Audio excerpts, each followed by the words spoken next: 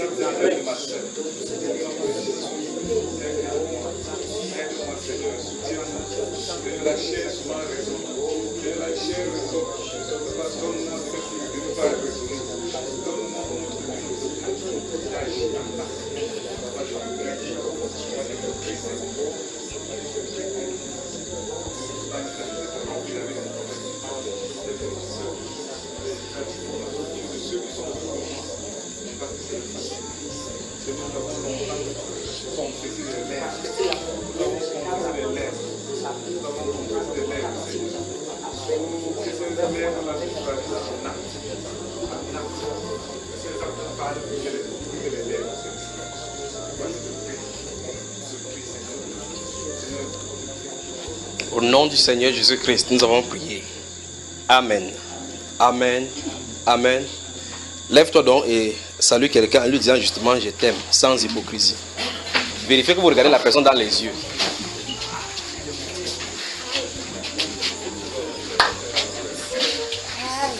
Dis à la personne je t'aime sans hypocrisie, en le regardant dans les yeux droits. N'esquivez pas, vous esquivez, vous suivez.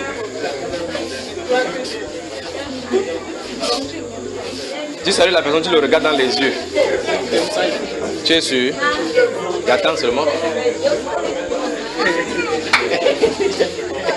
Hein? Sans hypocrisie. Tu ne dis pas qu'il exagère. Allez saluer, allez saluer. Vraiment? Vrai, vrai. Amen. Amen.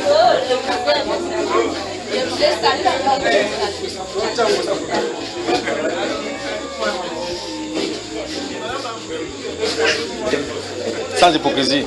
Tu ne dis pas que j'exagère quand il prêche. Tu es sûr? Ok. Parle, j'entends. Je t'aime, mon frère.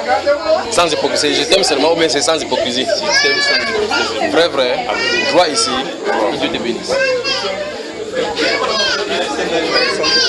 Sans hypocrisie. Sans hypocrisie. Tu ne dis pas que j'exagère, que je dérange. Je vais t'ennuyer maintenant. Sans hypocrisie. Donc tu ne dis pas que je prêche, j'exagère. Sans hypocrisie. Donc même si je prêche, Dieu n'aime pas comment, sans hypocrisie. Grand-mère, regardez le chocolat.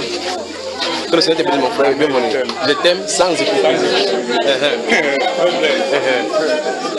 Sans hypocrisie. Tu ne dis pas que le frère Junior exagère. Il dérange. Tu ne dis pas qu'il dérange. Tu ne dis pas ça. Ça va mon bien, mais c'est... Ah non, je sais que tu m'aimes, d'accord? Bientôt le rendez-vous. Tu n'as jamais dit dans ton cœur que le gars là exagère, mais il qu'il faut le saucisson.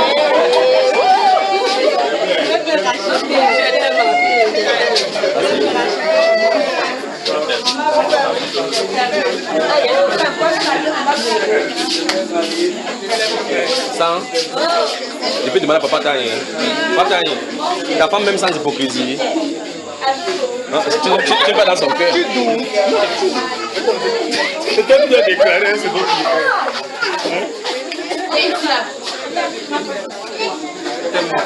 Sans, pourquoi vous avez du mal à mettre sans hypocrisie dedans? Parce que c'est sans hypocrisie déjà. Ah, ok. Madame Monda, tu m'aimes sans hypocrisie. Attendez, je vais vérifier. Ma soeur, tu m'aimes sans hypocrisie. Réponds. La façon qu'elle regarde comme ça, c'est... Elle n'est pas venue me saluer. Ma soeur, je t'aime sans hypocrisie. Encore plus fort, même encore pour toi. Que le Seigneur vous bénisse. Nous avons besoin d'un réveil. Nous avons besoin d'un réveil. Nous avons besoin d'un réveil et le réveil arrive. Nous avons besoin d'un réveil et le réveil arrive. Mais le problème c'est que ce n'est pas pour tout le monde. Est-ce que ma va s'asseoir aujourd'hui là maintenant?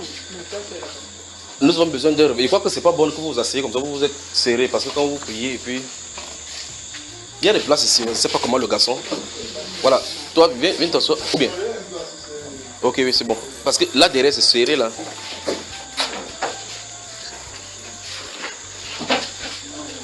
Essayez de vous espacer comme il y a.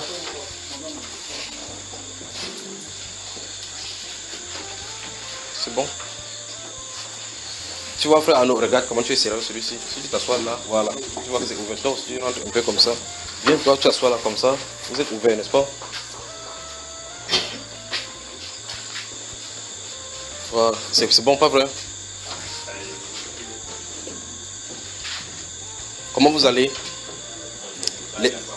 Les femmes sont contentes parce que c'est leur dernier jour aujourd'hui.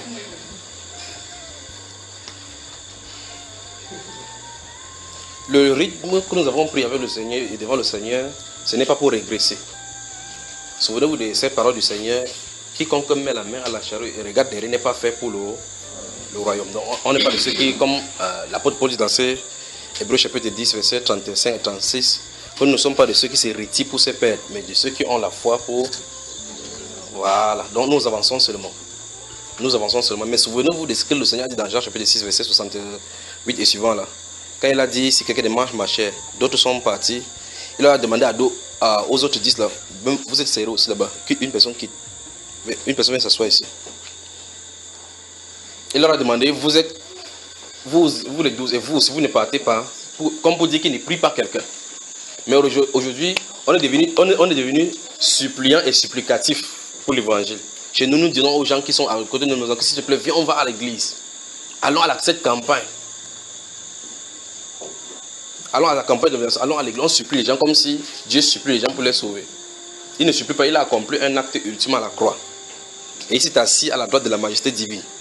La Bible déclare donc dans ce livre d'Apocalypse chapitre 22, il a dit que celui qui est pur, que celui qui est saint, c'est saint, sanctifié, et que celui qui est injuste, fait encore quoi?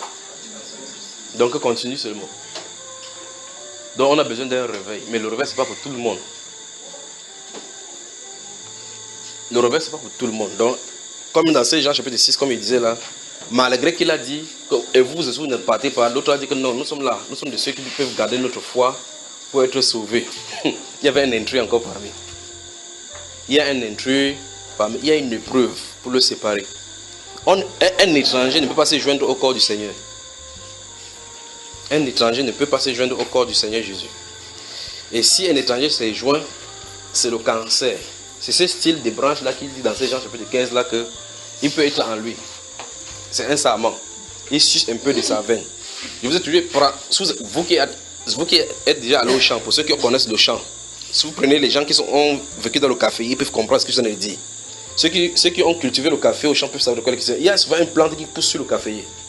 Je ne sais pas comment vous appelez cela. Comment? Le gourmand. Voilà, merci beaucoup. Quand ça pousse sur le café, vous remarquez très bien que quand c'est jeune, vous pouvez regarder les plantes, vous croyez que c'est le café. C'est-à-dire que ça a le même style de feuilles que le café. Vous regardez la plante, c'est identique. Mais lorsqu'il faut produire le fruit naturel, ça ne peut pas produire. Mais le vrai problème, c'est que ça participe à la source de la plante. Tous les éléments nutritifs que dans la racine tire, ça lui donne également. Et remarquez très bien que c'est plus vert et plus jeune. Ça a l'air toujours plus jeune que la vraie plante. C'est-à-dire quand vous regardez la verdure, c'est plus raffiné que la feuille naturelle même qui est naturelle de l'arbre. Mais c'est ça qu'on appelle gourmand. Parce qu'il suce beaucoup plus, n'est-ce pas? Donc ceux qui sont à partir prennent les choses de Jésus. Les pasteurs qui utilisent le nom de Jésus-Christ glanent beaucoup d'argent plus que les serviteurs même de Dieu. Ce sont les pasteurs gourous. C'est le type de café là. Et remarquez donc que lorsqu'on vient pour faire le nettoyage dans le champ pour que le moment des fruits puisse produire, c'est lui qu'on cherche, on coupe ça, on jette, on coupe, on jette. Et quand on coupe, on jette, ça ne sèche pas directement. Il prend du temps. Le reste des choses qu'il avait mangées, ça suce, un temps la feuille tombe. Parce que quand vous coupez là, Les restes des nutriments sont encore dans le feu. Ça dit encore Amen. Que Dieu a tant aimé le monde qu'il a donné son Fils unique afin que quiconque croit soit sauvé. Amen. Mais le test des temps arrive. Ça va sécher. Et là, quand on regroupe ça dans un coin de champ, il met du feu pour que ça chasse un peu de fourmis qui vient pour déranger le café à la cueillette, n'est-ce pas? Le pasteur gourmand. Ça, c'est un bon type là, Fortagne. C'est un bon type gourmand. Gourmand. Ça suce la plante. Si vous laissez ça sur la plante ne peut pas produire parce que ça suce au maximum les nutriments. Ceux qui n'êtes pas au champ ne pas comprendre ce que je leur dis. Ils sont obligés de parler avec ce langage, parce que c'est le langage que le Seigneur a utilisé dans Jean chapitre 15. Il dit que je suis le cep de mon père et le vigneron. Tout sarment, toute plante qui est en moi, c'est greffé. Et qui ne porte pas de fruits seront coupés ou jetés au feu. Ce n'est pas qu'il y a des chrétiens qui seront coupés. Non, non, non, non, non. C'est qu'il y a des gens qui viennent s'agripper sur la chose de Jésus. Si leur source là-bas. Ce sont les types que Dieu a mis dans le champ. Si vous ouvrez votre livre dans le livre de Job au chapitre 12, le verset 11 et suivant, vous allez voir effectivement, il a dit que tourne tes yeux vers le ciel, tourne tes yeux vers la terre, interroge le poisson, il vous instruira. Allez vers la terre. Donc les instructions sont tirées là-bas, comme il dit dans 1 Corinthiens 11, verset 14, que la nature elle-même ne vous enseigne-t-elle pas. Tout dans la nature, ce sont des enseignements. C'est pour ça que le Seigneur peut prendre dans les livres les choses dans le champ. Un semeur sorti pour semer sa semence. Comme la semence sortie, quelque chose étouffé. Vous voyez, n'est-ce pas? C'est comme ça dans le champ. Donc Dieu a semé ces choses dans des prophéties dans le champ. Alors toute plante qui est en moi, comment une plante peut être en lui, ne porte pas de fruits? Tout sarment qui est en moi et qui ne porte pas de fruits sera coupé et jeté au feu. Vous voyez cela? Sera coupé et jeté. C'est le type de gourmand. Donc c'est le pasteur qui peut utiliser le nom du Seigneur Jésus-Christ comme label pour avoir de l'argent. Mais ils seront coupés. Parce que quant à ceux qui sont de ses enfants, quand vous allez voir dans ce chapitre 15, verset 16, il va dire, ce n'est pas vous qui m'avez choisi, c'est moi qui vous ai choisi, qui vous ai établi. Vous voyez que ceux-ci sont choisis, établis, afin qu'ils aillent et qu'ils portent des fruits. Donc ceux-ci sont choisis, 1, établis, 2, ils vont aller, 3, ils vont porter des fruits et leurs fruits vont demeurer. Mais ceux qui sont en lui, qui sont trouvés greffés là-bas, alors la question c'est, comment la plante de café, vous prenez les graines de café, pour ceux qui font dans les... Il y a des endroits où on fait la culture, d'abord on met ça dans une petite plante de terre. C'est la semence de café qu'on met là-dedans. Et cette semence de café, généralement, c'est traité. Ce n'est pas, il n'y a pas de contagion. On nettoie toutes les bactéries. Mais on met là-bas, ça pousse quand même, ce gourmand-là sort là-bas. Dieu merci pour cela. Ça sort vraiment d'où? Ça, c'est une question vraiment qu'il faut qu'on réponde. Vous prenez un grain de café, vous mettez dans la plante, dans le sol. Ça pousse. Quand ça pousse, quand c'est jeune, ça ressemble même à ce gourmand-là. Quand ça s'aventure, la plante, la tige commence à être difficile, dure. Quand vous mettez maintenant au sol, ça pousse. Le gourmand produit le café. Quand le fruit est proche, le gourmand vient. La question c'est, ça sort d'où? Je veux qu'on réponde à cette question. Et vous allez comprendre où est-ce que les semences sortent pour se greffer au Seigneur. Aucun faux pasteur ne viendra jamais dire que Jésus-Christ n'est pas Seigneur. Il ne viendra jamais dire que je t'ai guéri au nom de Satan. Même toi qui es malade, tu vas dire que mon ami pasteur, il ne veut pas t'arranger pas de guérison. Un pasteur vient guérir au nom de Satan, vous allez accepter. Même le marabout, c'est pour ça que le marabout est obligé de dire Dieu, parce qu'il dit que Satan, même toi, même chez le marabout, toi tu veux quitter. Même le marabout lui-même qui sert Satan. S'il va dans un endroit, même l'Église catholique s'assoit, on dit que Satan est notre Seigneur. Il dit que non, pasteur Tom, tu as exagéré. Le marabout va fuir. Pourtant, il sert Satan. Donc, on est obligé donc, de se greffer sur le nom du Seigneur Jésus pour tirer les nutriments. Pour tirer les nutriments et les choses conséquentes. Donc, malgré qu'on a rejeté Dieu de ce côté-ci, on explore le nom de Dieu pour avoir de l'argent. C'est ça le greffage. Bonsoir. Donc, nous avons besoin du réveil. Le réveil arrive. Mais ce n'est pas pour tout le monde. Souvenez-vous de ces gens en chapitre 15. Toute plante que n'a pas planté mon Père Céleste sera déracinée. Si ce n'est pas planté par lui, il sera déraciné. C'est une prophétie inéluctable. Alors, ce n'est pas des questions. On a dans la Bible, on voit ce que le Seigneur a pour nous ce soir. Je suis à votre service. Toutes les questions, posez-les. S'il n'y a pas de questions, si j'entre dans la Bible, je suis en train de répondre comme ça aux questions de celui-ci. Oui, dernier enseignement. Vous voyez ce que là, je suis en train de dire, mais il y a une question que j'ai laissée en suspens. Je ne sais pas pourquoi il est en train de parler. C'est lui. La dernière fois, le dernier enseignement, quand on a fini là, il a posé une question. J'ai voulu faire n'importe quoi, le Saint-Esprit a bloqué ma bouche. Je vais citer un passage. Le passage est devant moi. J'ai essayé de citer par 4 fois. Il n'a pas pu citer ce passage. Il a dit, je t'ai demandé d'arrêter. Il était obligé de me diriger à fermer ma Bible. Et je viens là, je dois parler du réveil. Il me fait répondre à cette question-là, sans me rendre compte. Maintenant, il veut dire, tu as fait une question. Il me rend compte que c'est la même question que j'ai répondu. Ah, Dieu. Bon, posez les questions. Donc, j'espère que tu as compris, n'est-ce pas? Oh, que son nom soit glorifié. Y a-t-il des questions? Oui.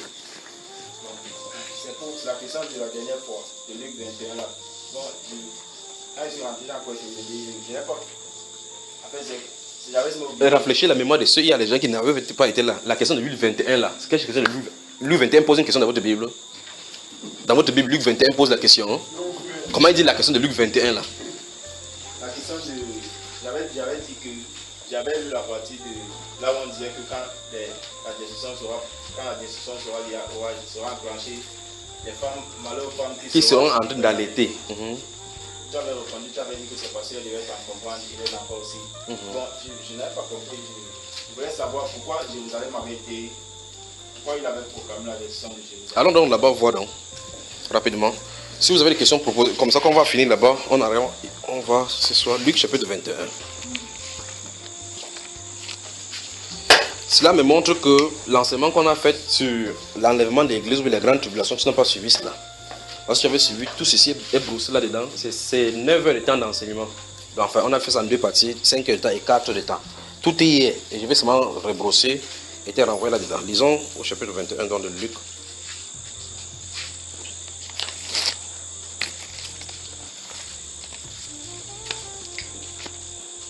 Luc chapitre 21. On va prendre la partie verset 20, n'est-ce pas? Lorsque vous verrez Jérusalem investie par des armées, sachez alors que sa désolation est proche.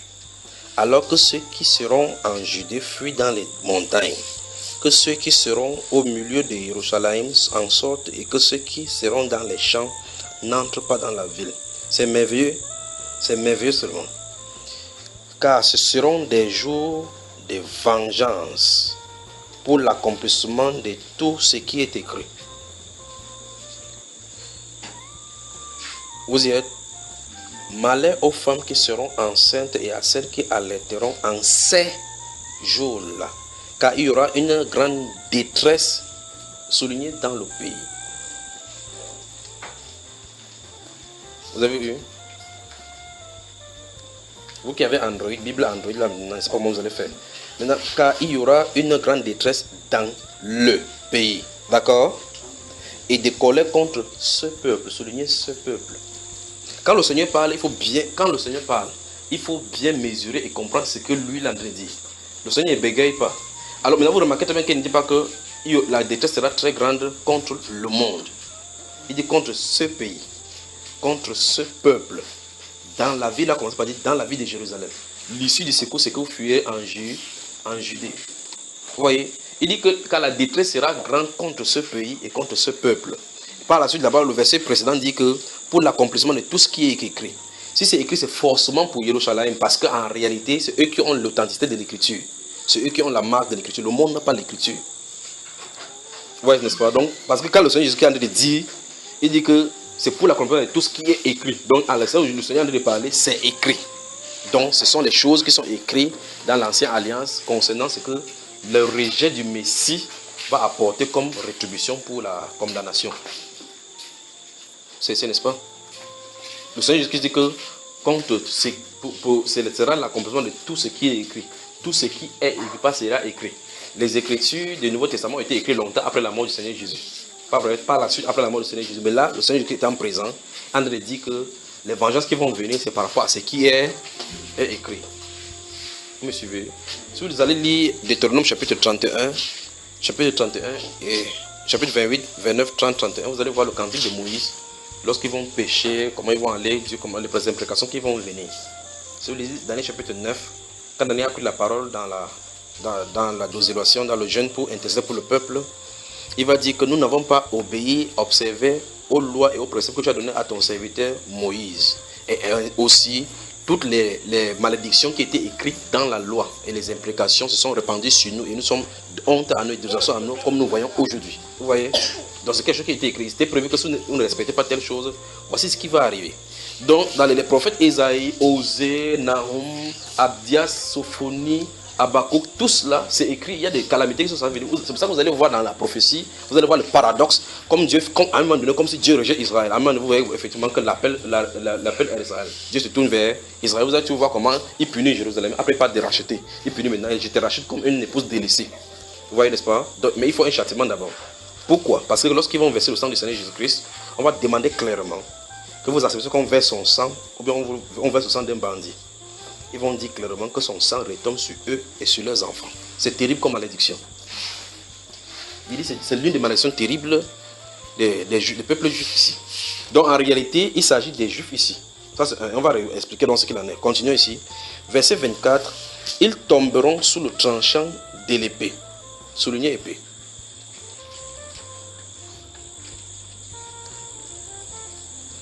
Vous y êtes? Vous avez remarqué, n'est-ce pas? Ils seront amenés captifs parmi toutes les nations et Jérusalem. Vous voyez? Donc vous voyez que c'est un peuple bien. Si la prophétie concernait toutes les nations, on ne peut pas dire qu'ils seront amenés captifs à toutes les nations. Toutes les nations sont déjà disciplinées et les peuples y sont. Donc c'est un peu particulièrement qu'on dit qu'on va les amener captifs parmi toutes les nations. Donc la prophétie est localisée. Vraiment géolocalisée. La prophétie est géolocalisée. C'est un lieu bien précis. C'est Israël, Jérusalem plus particulièrement. Et lorsque la rétorsion va arriver, on va les amener captifs. Remarquez bien. On dit qu'ils tomberont sous le tranchant de l'épée. Je vous ai demandé de souligner l'épée parce que la prophétie dit que lorsque ça va arriver, c'est le moment où l'arme qu'on combat qui est le plus grand, c'est l'épée. Vous voyez? Donc ça peut être l'arme. Parce que pour l'autre encore, il y a un deuxième envahissement qu'on va envahir Jérusalem. Dont on parle de la guerre nucléaire. C'est écrit là-bas. La terminologie qui est utilisée par rapport à la bombe nucléaire qui va être utilisée là-bas avec les chevaux de chat qui vont traverser, c'est différent. Ici on parle de l'épée. Parce qu'à l'instant où Jérusalem est frappée, c'est l'épée qu'on utilise comme arme. Vous voyez? C'est l'épée qu'on utilise comme arme. Mais pourtant, lorsqu'il s'agit par exemple de la guerre nucléaire, c'est autre langage qu'on utilise dans ces livres de Zacharie chapitre 14. C'est n'est-ce pas? Lorsqu'on parle de la bombe bactériologique qu'on va utiliser contre Jérusalem, quand ils vont venir, ils vont frapper, lancer les bombes bactériologiques là-bas. Ce n'est pas l'épée. Donc c'est une autre période. Donc dans cette période-ci, les armées qui vont venir ont plutôt le couteau, si vous voulez. C'est ce qu'on a dit. Il dit, ils tomberont sous le tranchant de l'épée. Donc c'est l'épée qu'on va utiliser pour les couper. Vous voyez? Ils seront amenés captifs parmi toutes les nations. Et, maintenant écoutez très bien. Et Jérusalem sera foulée au pied. Vous voyez qu'il s'agissait très bien de Jérusalem qu'on va investir. Et Jérusalem sera foulée au pied par les nations. C'est merveilleux seulement. Jusqu'à ce que les temps des nations soient accomplis. Voici ce qui me donne la chair et poule dans la Bible. Voici ce qui me donne la chair et poule dans la Bible. Donc, vous voyez que Dieu a renfermé tout dans un plan parfait que lui a tracé. Il dit que ceci va comme ça. Il donne les mauvaises choses qui vont arriver sur Jérusalem. Et il dit que c'est destiné pour une période.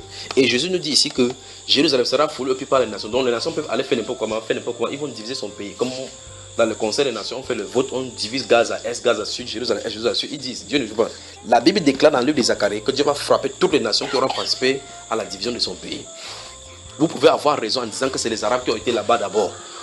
Bibliquement, historiquement parlant, vous prouvez par A plus B. Mais Dieu a dit que Jérusalem, c'est son lieu de résidence. Toute personne, et enfin, tous les gens qui sont levés aux Nations Unies pour lever la main, le vote contre le pays d'Israël, ils ont vu ce qui leur est arrivé. Regardez ce qui est arrivé aux Zaïre jusqu'aujourd'hui à cause de cela. Regardez par contre la Suisse. Regardez comment Dieu protège la Suisse à cause de ce qu'ils ont fait aux Juifs. Regardez l'Allemagne. L'Allemagne ne se lèvera pas. Ils vont se lever 2 étoiles. Elle et la France, ils vont chuter. Exactement comme cette étoile absente là. Regardez, toutes les nations qui sont levées contre les Juifs ont disparu comme civilisation. Toutes les nations, sans exception. Toutes les puissances qui sont levées contre Israël. C'est ça qui soutient encore les États-Unis. Mais c'est prévu qu'ils rompent leur alliance avec les Juifs. Quand ils vont rompre leur alliance, ce sera la décadence, ce sera la chute. Quand ils vont rompre leur alliance avec les Juifs qu'ils ont là maintenant, les gens peuvent dire que c'est le sionisme, il y a le complot Illuminati avec le truc sionisme. C'est dans l'ordre des choses que le Seigneur permet comme ça. Le moment arrive où ils vont rompre l'alliance avec Israël. C'est prévu ici dans les Saintes Écritures. Vous comprenez, n'est-ce pas? Dis à ton voisin, si tu veux le vrai journal, ce n'est pas France 24, pas Hero News, pas National Geographic, encore moins CNN. N'en parlons pas des calendriers de CIA TV. Donc, le vrai journal se passe ici, là-dedans. C'est pour ça que vous allez lire des choses, vous allez aller suivre l'histoire à l'école. Que l'histoire des Juifs et de ceci, on va vous bavarder des choses, que Mohamed Gandhi a fait ceci, ceci a fait ceci, ceci, que les Égyptiens ont fait comme ça, le Canada, des choses a fait comme ça. Ça n'a rien à voir, la guerre des Syriens de Guillaume Kippour. Dieu a les regards sur Israël. Et pour parler de ces Israël, là, vous voyez effectivement que, je parle sur le regard d'Arnaud, l'une des dérives que les témoins de Jéhovah ont eu, c'est comme ça que tout le monde qui va dans la Bible contre Israël, vous allez faire un naufrage. C'est que les témoins de Jéhovah ne croient pas que Israël physique sera rétabli. Parce qu'ils se sont limités là où ils ont dit qu'ils ont tué leur Messie. Dieu dit dans la Bible qu'il a rejeté Israël. Mais vous lisez au Nouveau Testament, l'apôtre Paul dit, je vous dis un mystère, afin que vous ne vous regardiez pas comme sages, Oui, et s'ils avaient compris cette question que l'apôtre Paul a soulevé, ils se seraient repentis. Mais c'est dans l'ordre encore des choses qui partent à perdition. Dans ce livre de Romains, chapitre 11, verset 25, il dit, voici, je vous dis un mystère, afin que vous ne regardiez pas comme ça. C'est qu'une partie d'Israël est tombée dans l'endurcissement jusqu'à, regardez bien encore, par rapport à ce que nous avons lu ici, ils sont tombés dans l'endurcissement jusqu'à ce que la totalité des païens soit entrée. Alors, tout Israël sera sauvé selon ce qui est écrit. Donc, quelque chose est écrit là-dessus. Quoique c'est l'une des choses que si on va prendre 3 mois pour développer sur Israël. Israël, c'est que veut dire Israël? Quelle est la pensée de Dieu sur Israël? Quels sont les chemins qui sont censés se tracer? À quelle horloge nous nous trouvons devant Dieu? Et qu'est-ce qui est devant nous par rapport à Israël?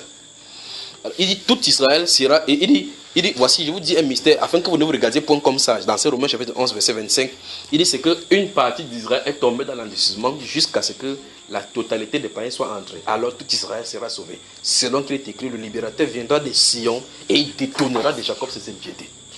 N'est-ce pas merveilleux, frère? Puis il explique que pour ce qui est de l'évangile, ils sont ennemis à cause de nous, les païens. Mais pour ce qui est de l'élection, ils sont aimés à cause de leur père, car Dieu ne se répand pas des dons et des appels. Donc comme il a dit que je suis le Dieu d'Abraham, d'Isaac et de Jacob, Jacob a été transformé en Israël. Pour toujours, Israël sera devant lui. Qu'est-ce que les témoins de Jéhovah utilisent? Au chapitre 9, ils vont prendre le fait que Dieu dit maintenant que le vrai juif maintenant, c'est celui qui en est de l'intérieur. En disant que non, tous les juifs c'est spirituel. Il y a vraiment un juif spirituel, mais il y a un juif physique. Voilà.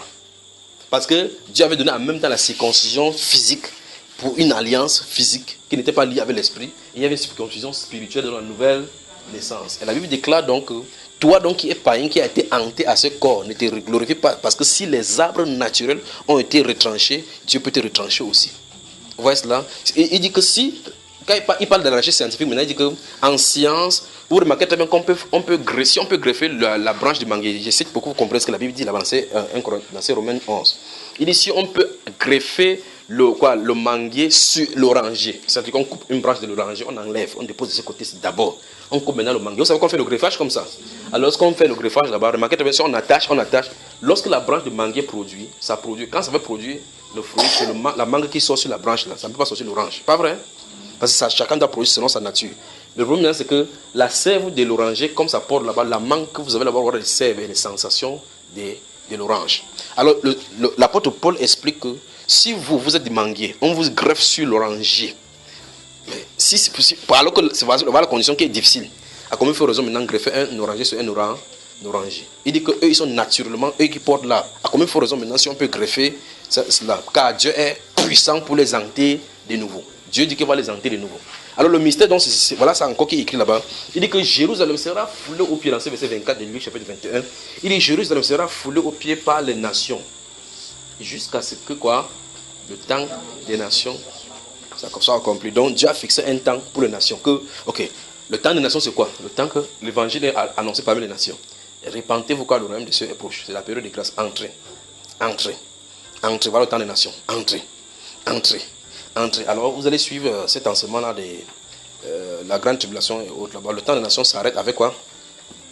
Avec l'enlèvement de l'église. Le temps des nations s'arrête avec l'enlèvement de l'église. Limite, quand l'enlèvement se passe, pam, il se tourne maintenant vers les juifs. En ce temps-là, il y aura les grincements des dents au milieu des nations. Un peu comme maintenant, il y a les grincements des dents chez les juifs maintenant. C'est pour ça que voici le moment des saluts. Voici le moment de la grâce. Ne nous amusons pas. Parce que ça fait pas. Le sont tous qu'on dit post-tribulationniste, que l'évangile. Non, la Bible montre que l'enlèvement va avoir lieu dans les grandes tribulations. C'est les histoires. Tous les types, avant que le Nouveau Testament ne soit écrit, les types de l'Ancien Testament montrent que l'enlèvement ne peut pas avoir lieu dans la grande tribulation. C'est avant. On a déjà vu tout cela, n'est-ce pas? Vous voyez, quand les gens disent que voici Noé. Voilà, vous voyez Noé. Que le temps de Noé.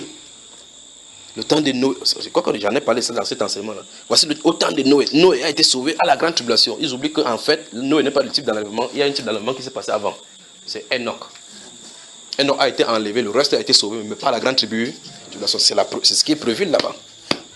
C'est ce qui est prévu. Remarquez encore Joseph, quand Joseph allait en Égypte, il s'est choisi une femme. Quand il a eu les enfants, avant de se révéler à ses frères qui sont les juifs, il a d'abord fait sortir son épouse pour les mettre à côté. Donc il ne se présente pas à l'épouse et à ses amis, à ses frères au même moment. Il faut qu'il présente son épouse à son père, puis revenir se présenter à ses frères. Et Zacharie chapitre 11 nous dit, ils vont lui dire que d'où vient ces blessures? Mais tu es notre Messie, comment tu es blessé? Il dit, je l'ai reçu chez ceux qui m'aimaient. Donc les coups qu'on lui a donnés, c'est ce qui s'est pour, c'est parce qu'il m'aimait. Vous voyez? Et alors là, ils vont se déverser l'esprit de grâce sur chaque maison. Ils vont essayer de regrouper des maisons paternelles. Ils vont crier sur lui, pleurer comme on pleure sur un fils premier-né. Donc vous voyez effectivement, depuis ce verset 20 du chapitre 21 de Luc, on voit effectivement qu'il s'agit des Juifs ici. Et maintenant, cette prophétie a été accomplie sur Titus. Pendant plusieurs années, près de 4 ans, ils ont assiégé Jérusalem. Ils ont assiégé Jérusalem.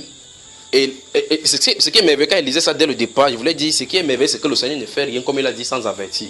Les chrétiens, ses disciples à lui, étaient sortis de Jérusalem et aucun n'était mort dans ce coup-là. C'est merveilleux.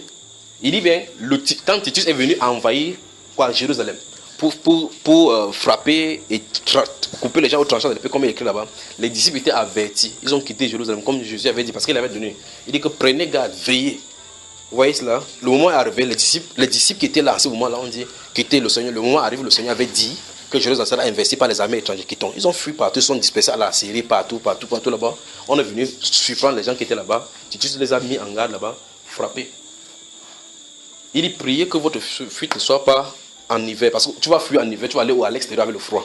Donc ce qu'il le fait, c'est l'hiver qui va te tuer. N'est-ce pas, frère? Puis il dit maintenant que ce sera encerclé, parce qu'en ce moment-là, Jérusalem est comme la ville de Dola, on a construit une grande barrière, parce qu'on construit une grande barrière, les forteresses. Et on laisse une porte principale où les gardes se tenaient. On ferme la porte la nuit, le jour on ouvre. Et on entre là-bas, ce n'est que les portes pour entrer et pour sortir. Vous voyez? Si on ferme la porte, parce que le jour des sabbats, on fermait les portes, on ne sortait pas. Parce que c'est le jour des sabbats, quand on vous surprend là-bas, on va vous surprendre à l'intérieur, on n'a pas de secours pour sortir. C'est ça dont il est question. D'accord? Que Dieu, notre Père, vous bénisse. C'est des questions.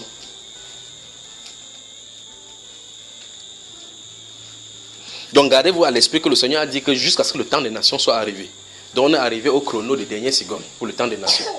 Et l'horloge de Dieu, justement, c'est ça. Dans une autre partie, il va commencer à dire que lorsque les plantes, surveillez la vigne. Vous voyez cela? Quand ça commence à bourgeonner, vous savez que l'été est proche. Il dit de même, lorsque vous verrez ces choses-là arriver, je crois que c'est même écrit dans ce Luc-là. Permettez-moi d'ouvrir encore mon livre de Luc. Luc chapitre 21. On y va. Regardez bien. Verset 25. Il y aura des signes dans le soleil, dans la lune et dans les étoiles et sur la terre. Regardez très attentivement. Il y aura de l'angoisse chez les nations qui ne seront que faire au bruit de la mer et des flots. Non mais c'est quand même terrible ça. Vous voyez? Donc le Seigneur Jésus dit clairement, il ne dit pas que la mer, le marigot va faire brrr, brrr, brrr. C'est pas ça dont il est en train de parler. Brrr, brrr, brrr, brrr, brrr. Le Seigneur Jésus dit qu'il y aura des découvertes scientifiques. Il y aura des choses, les astrologues vont dire des choses par rapport au ciel. Les scientifiques diront des choses, certaines choses, des événements qui sont en train de passer, des événements célestes qui sont en train de se passer. Il dit que ce sera l'indication pour vous. Donc quand les scientifiques vont découvrir qu'il y a la planète telle, planète ici qu'on a découvert, ici, autre, voilà telle chose, telle étoile brille plus que ceci, il y a telle étoile qui a disparu. Telle autre chose se passe dans le soleil. Le soleil a perdu sa clarté. Ou la température augmente, le soleil se rapproche de la terre. Il dit, quand vous entendez ces bruits-là, c'est pour vous. Donc quand la science va faire, on va dire, waouh, nous avons découvert quelque chose. Quand moi j'écoute, je dis, waouh, ils sont devenus vers là où la Bible parlait. Or, eux, ils ne vont pas comprendre l'implication. Ils vont croire que c'est toujours pour développer leur science comme ils voulaient. Parce que quand le Seigneur dit, il y aura des signes dans le soleil. Comment tu vas faire pour aller dans le soleil pour voir? Toi, chrétien, qui lit la Bible, qui n'aime pas d'abord l'argent pour boire de tapuka. Comment tu vas faire? Donc, Dieu a prévu que les scientifiques te donnent l'information. Vous voyez? Il dit dans la lune et dans les étoiles. Il y aura de l'angoisse chez les nations. Et nous y sommes maintenant. Il y a la terreur, la peur. Les gens vivent dans l'incertitude. L'angoisse est dans le cœur, véritablement. Si chacun, vous voyez effectivement que, vous savez effectivement tout simplement qu'il ne fait pas bon vivre nulle part. Donc, il n'y a pas d'endroit de sécurité ici sur terre maintenant. L'angoisse. Vous regardez comme ça, vous allez remarquer que chaque jour, vous avez des problèmes avec vous-même. Non seulement vous avez des problèmes, même si vous avez la nourriture, il va falloir que vous préparez chaque jour. Et quand vous préparez chaque jour, le lendemain, il faut encore préparer. Vous travaillez, il faut demain que vous travaillez. Vous avez l'argent, il y a des projets à résoudre. Vous voyez, l'angoisse, les soucis.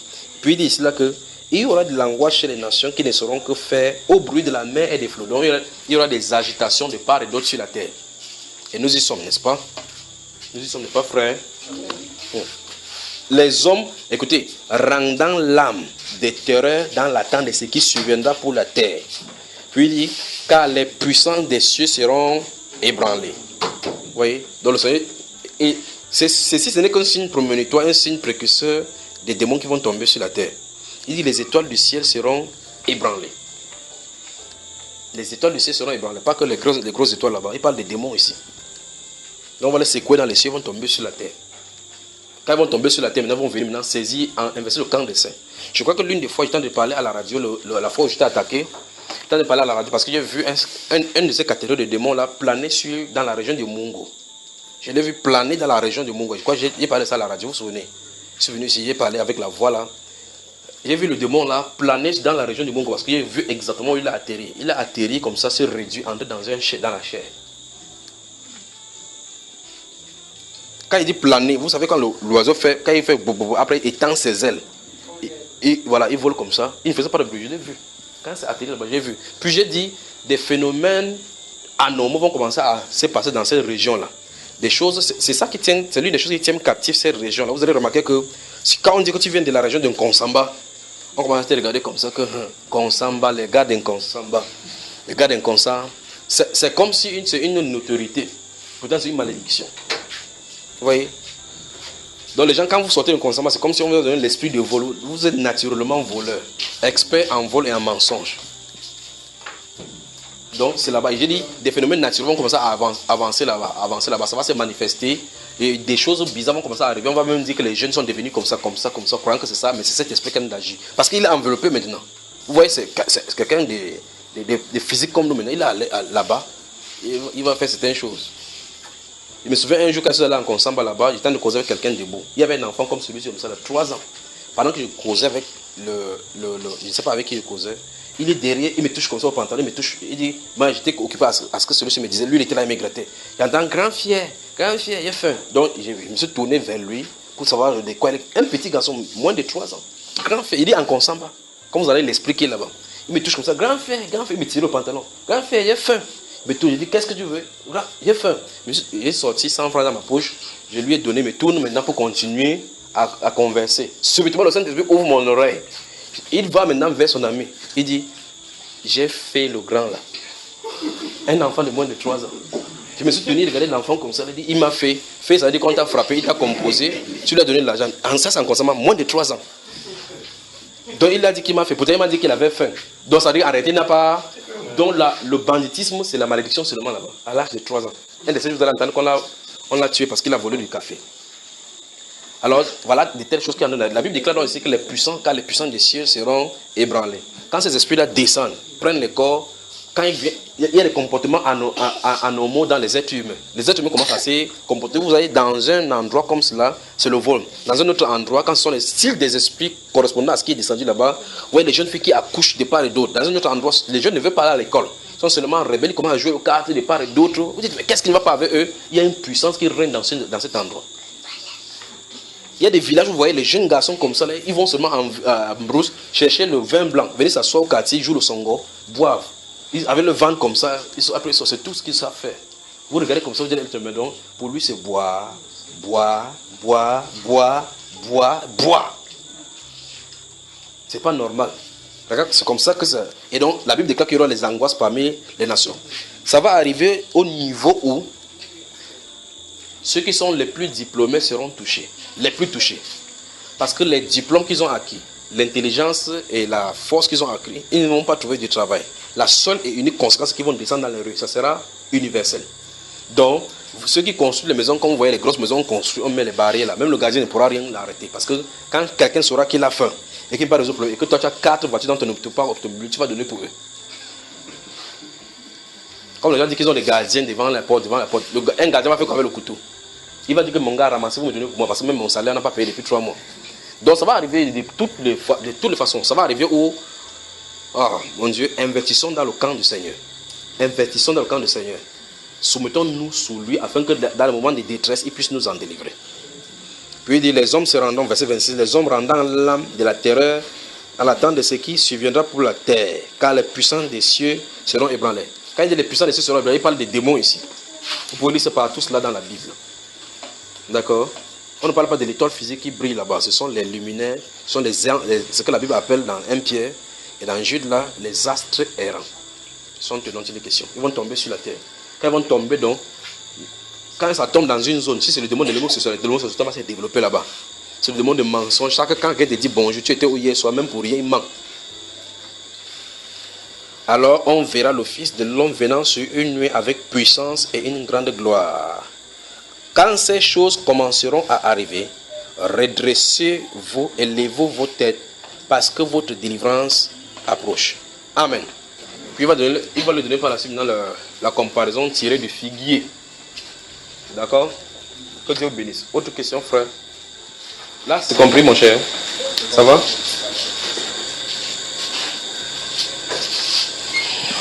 Autre question? Deuxième question. Oui.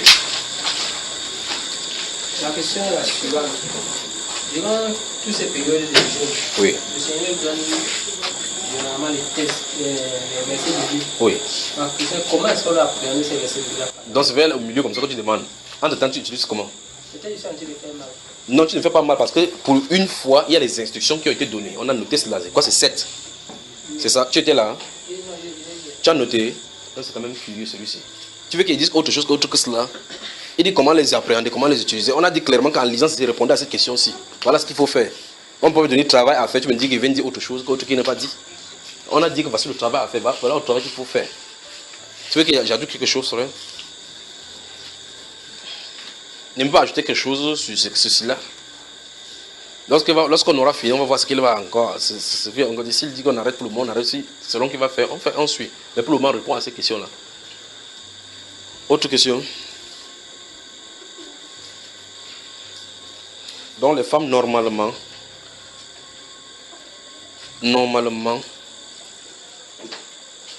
en ce jour-ci, ce 30 novembre-ci, vous connaissez votre position devant le Seigneur. Vous les femmes, chacun sans exception. Si vous avez fait la grève de la faim, c'est votre problème. Si vous avez lu la Bible en regardant ce qui est là-bas, vous connaissez votre place devant le Seigneur. Vous savez qui vous êtes.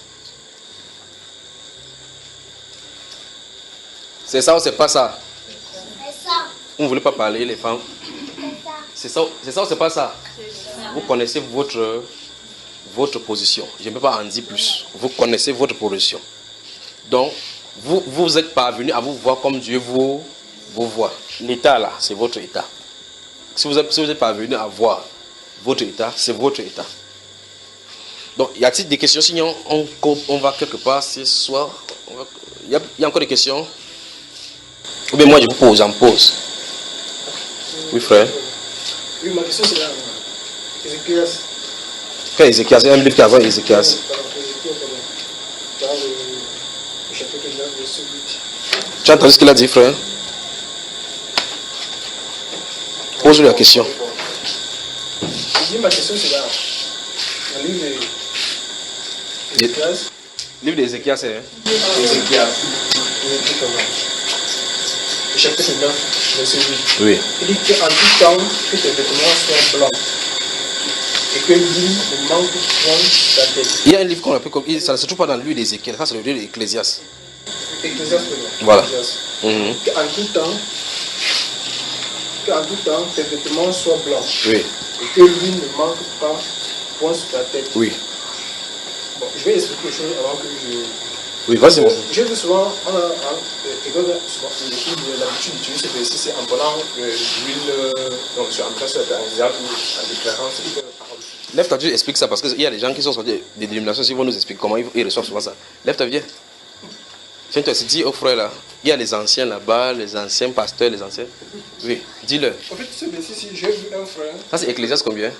Chapitre 9, verset 8. Verset 8, oui. Qu'en tout temps, que tes vêtements soient blancs et que lui ne manque point sur ta tête.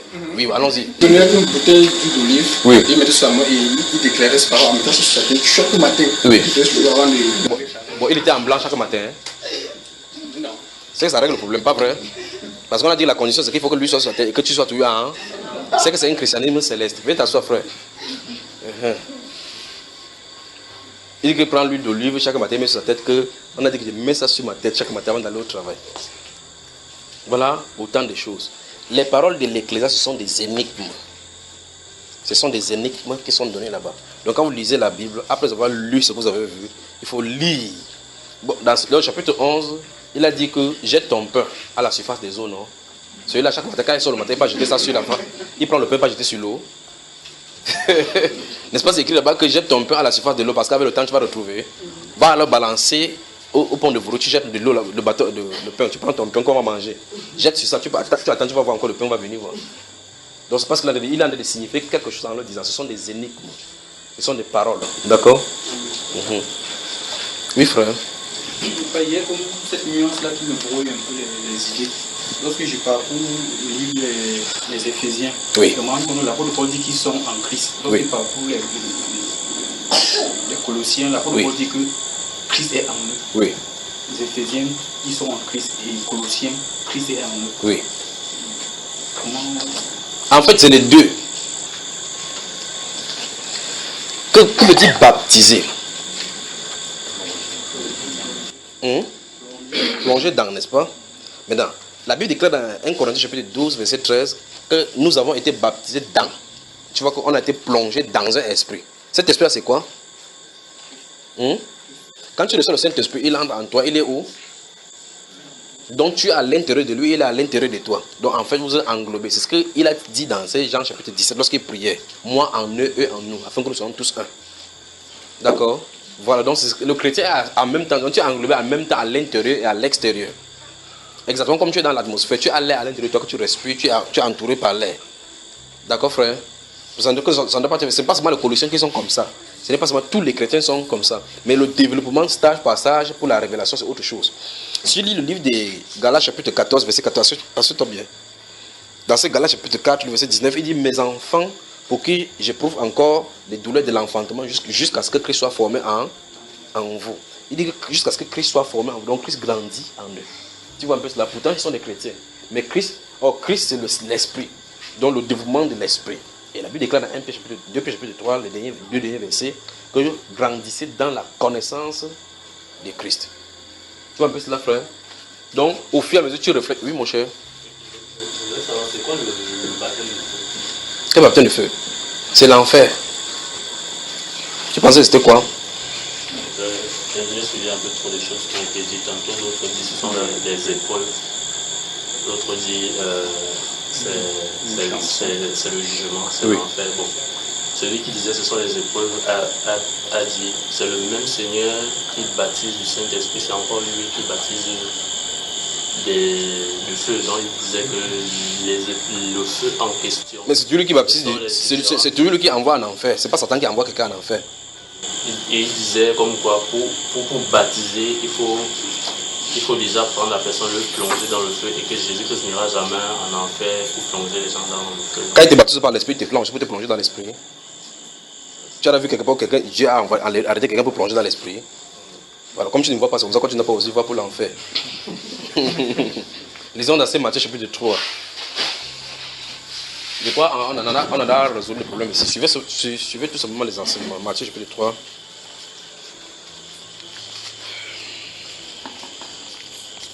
Et vous voyez effectivement comment les pasteurs se réunissent pour prier avec les fidèles pour recevoir le baptême du feu. Et vous leur posez la question, qu'est-ce qui ne va pas avec vous? Il n'y a pas un seul passage de la Bible pour le baptême du feu pour les chrétiens. Il n'y en a pas, ça ne se trouve pas. Il dit que le baptême du feu, vous allez recevoir le Saint-Esprit et le feu. C'est pour ça que quand le prophète parle, il faut faire attention à ce que le prophète a dit. Matthieu chapitre 3. Et regardons à partir du verset 5. Et regardez bien. Les habitants de Jérusalem, de toute la Judée, de tout le pays des environs du Jourdain, se rendaient auprès de lui, Jean-Baptiste, n'est-ce pas? Se rendaient auprès de lui et confessant leurs péchés, ils se faisaient baptiser par lui dans le fleuve du Jourdain. Mais, voyant venir à son baptême beaucoup de pharisiens et de sadducéens, il leur dit, race des vipères, qui vous a appris à fuir la colère à venir. Donc nous voyons effectivement que dans le contexte de Matthieu chapitre 3, Jean-Baptiste s'assoit là-bas, il voit qu'il y a deux groupes au devant de lui. Le Saint-Esprit dit que les gens venaient, confessaient leurs péchés, se faisaient baptiser par lui, donc ils acceptaient le message de Jean-Baptiste et par conséquent ils sont préparés, le cœur est préparé comme sa mission le dit pour recevoir le Seigneur. Mais nous allons voir plus tard que c'est ce groupe de sadducéens et de pharisiens qui vont venir jusqu'au baptême des gens, ils ne vont pas se baptiser, ils vont aller confronter Jésus.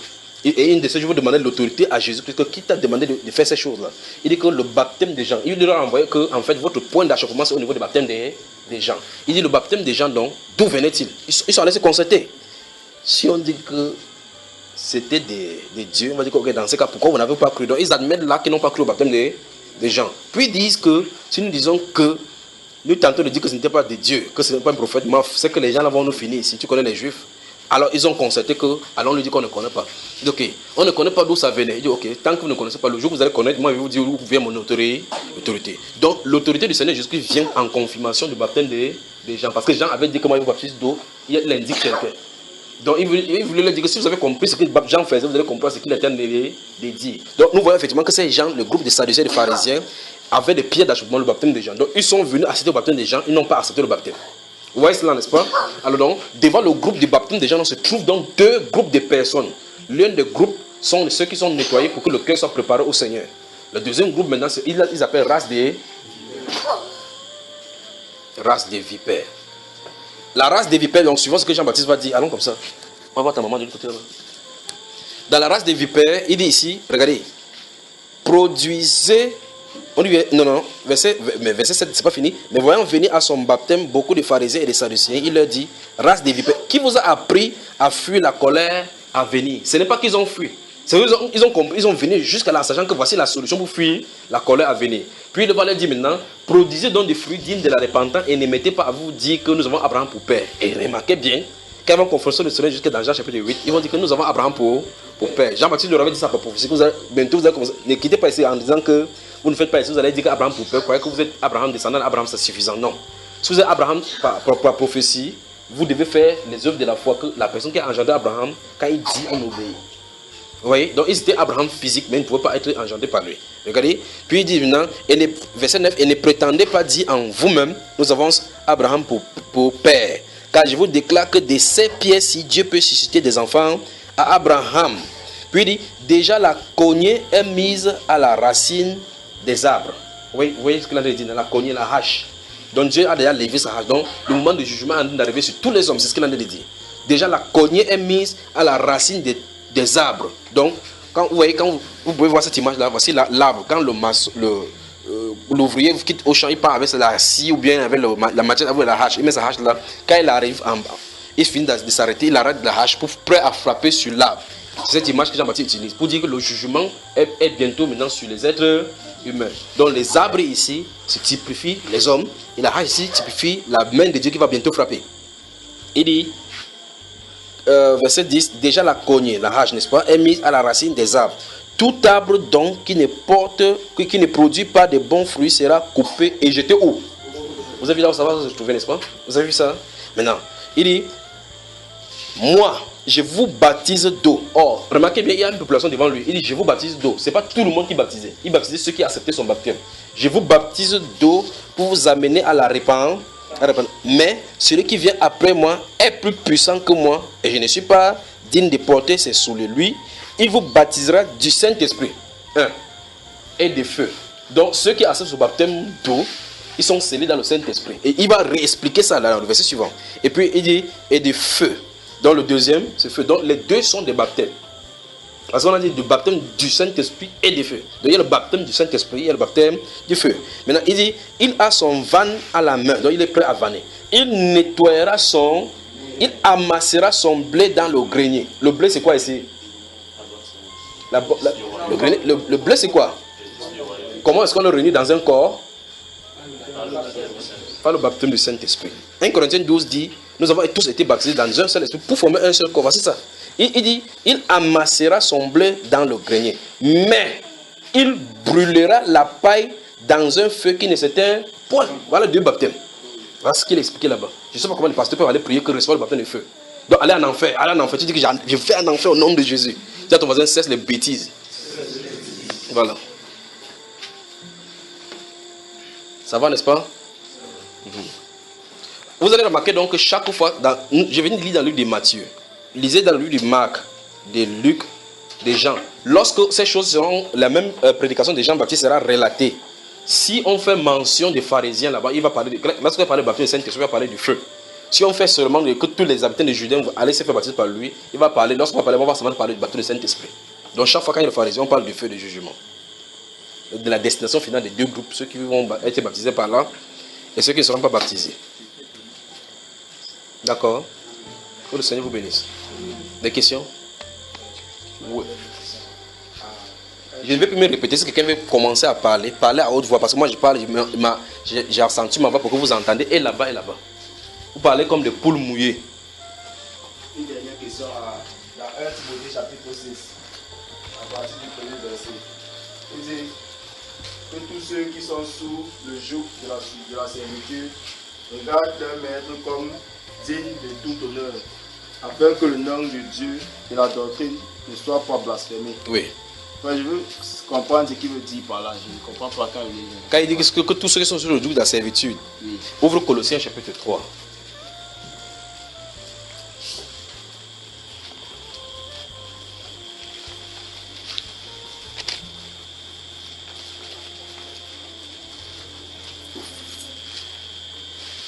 Vous êtes dans Colossiens chapitre 3. Quand vous allez ouvrir Colossiens chapitre 3, préparez Éphésiens chapitre 6, le verset 5 aussi. Parce qu'on va retrouver la même chose là-bas. D'accord? Colossiens chapitre 3. Je vais lire à partir du verset 18. Ou bien, allons-y rapidement là-bas. Ou bien, du verset 18. Donc vous notez Colossiens chapitre 3, verset 18 à 22 et Éphésiens chapitre 6, le verset 5 et 6 pour sa question. Donc en réalité, dans 1 Timothée chapitre 6, il dit que tous ceux qui sont sous le joug, c'est pour ça que si vous lisez la Bible comme ça, et vous ne cessez parce qu'on dit, vous allez dire que Dieu prend l'esclavage. Quand on a parlé encore de l'esclavage, c'est bien d'être en esclavage.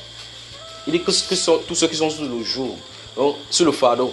C'est pour ça que je vous ai dit, la dernière fois, je vais dire, c'est qu'on veut dire qu'on va éradiquer la pauvreté. Il y aura toujours les gens qui auront de l'argent et les gens qui vont travailler chez eux. C'est pour ça que dans la Bible, il y a des enseignements pour eux. Je crois qu'on avait vu ici un enseignement employé et employé au service du Seigneur, n'est-ce pas? Que l'employé est au service du Seigneur, l'employé est au service du Seigneur. Tu es un employeur chrétien, tu es un employé chrétien, la façon dont vous travaillez, vous devez travailler pour le Seigneur. Vous suivez, n'est-ce pas? Parce que le Seigneur Jésus-Christ a été serviteur, pas vrai?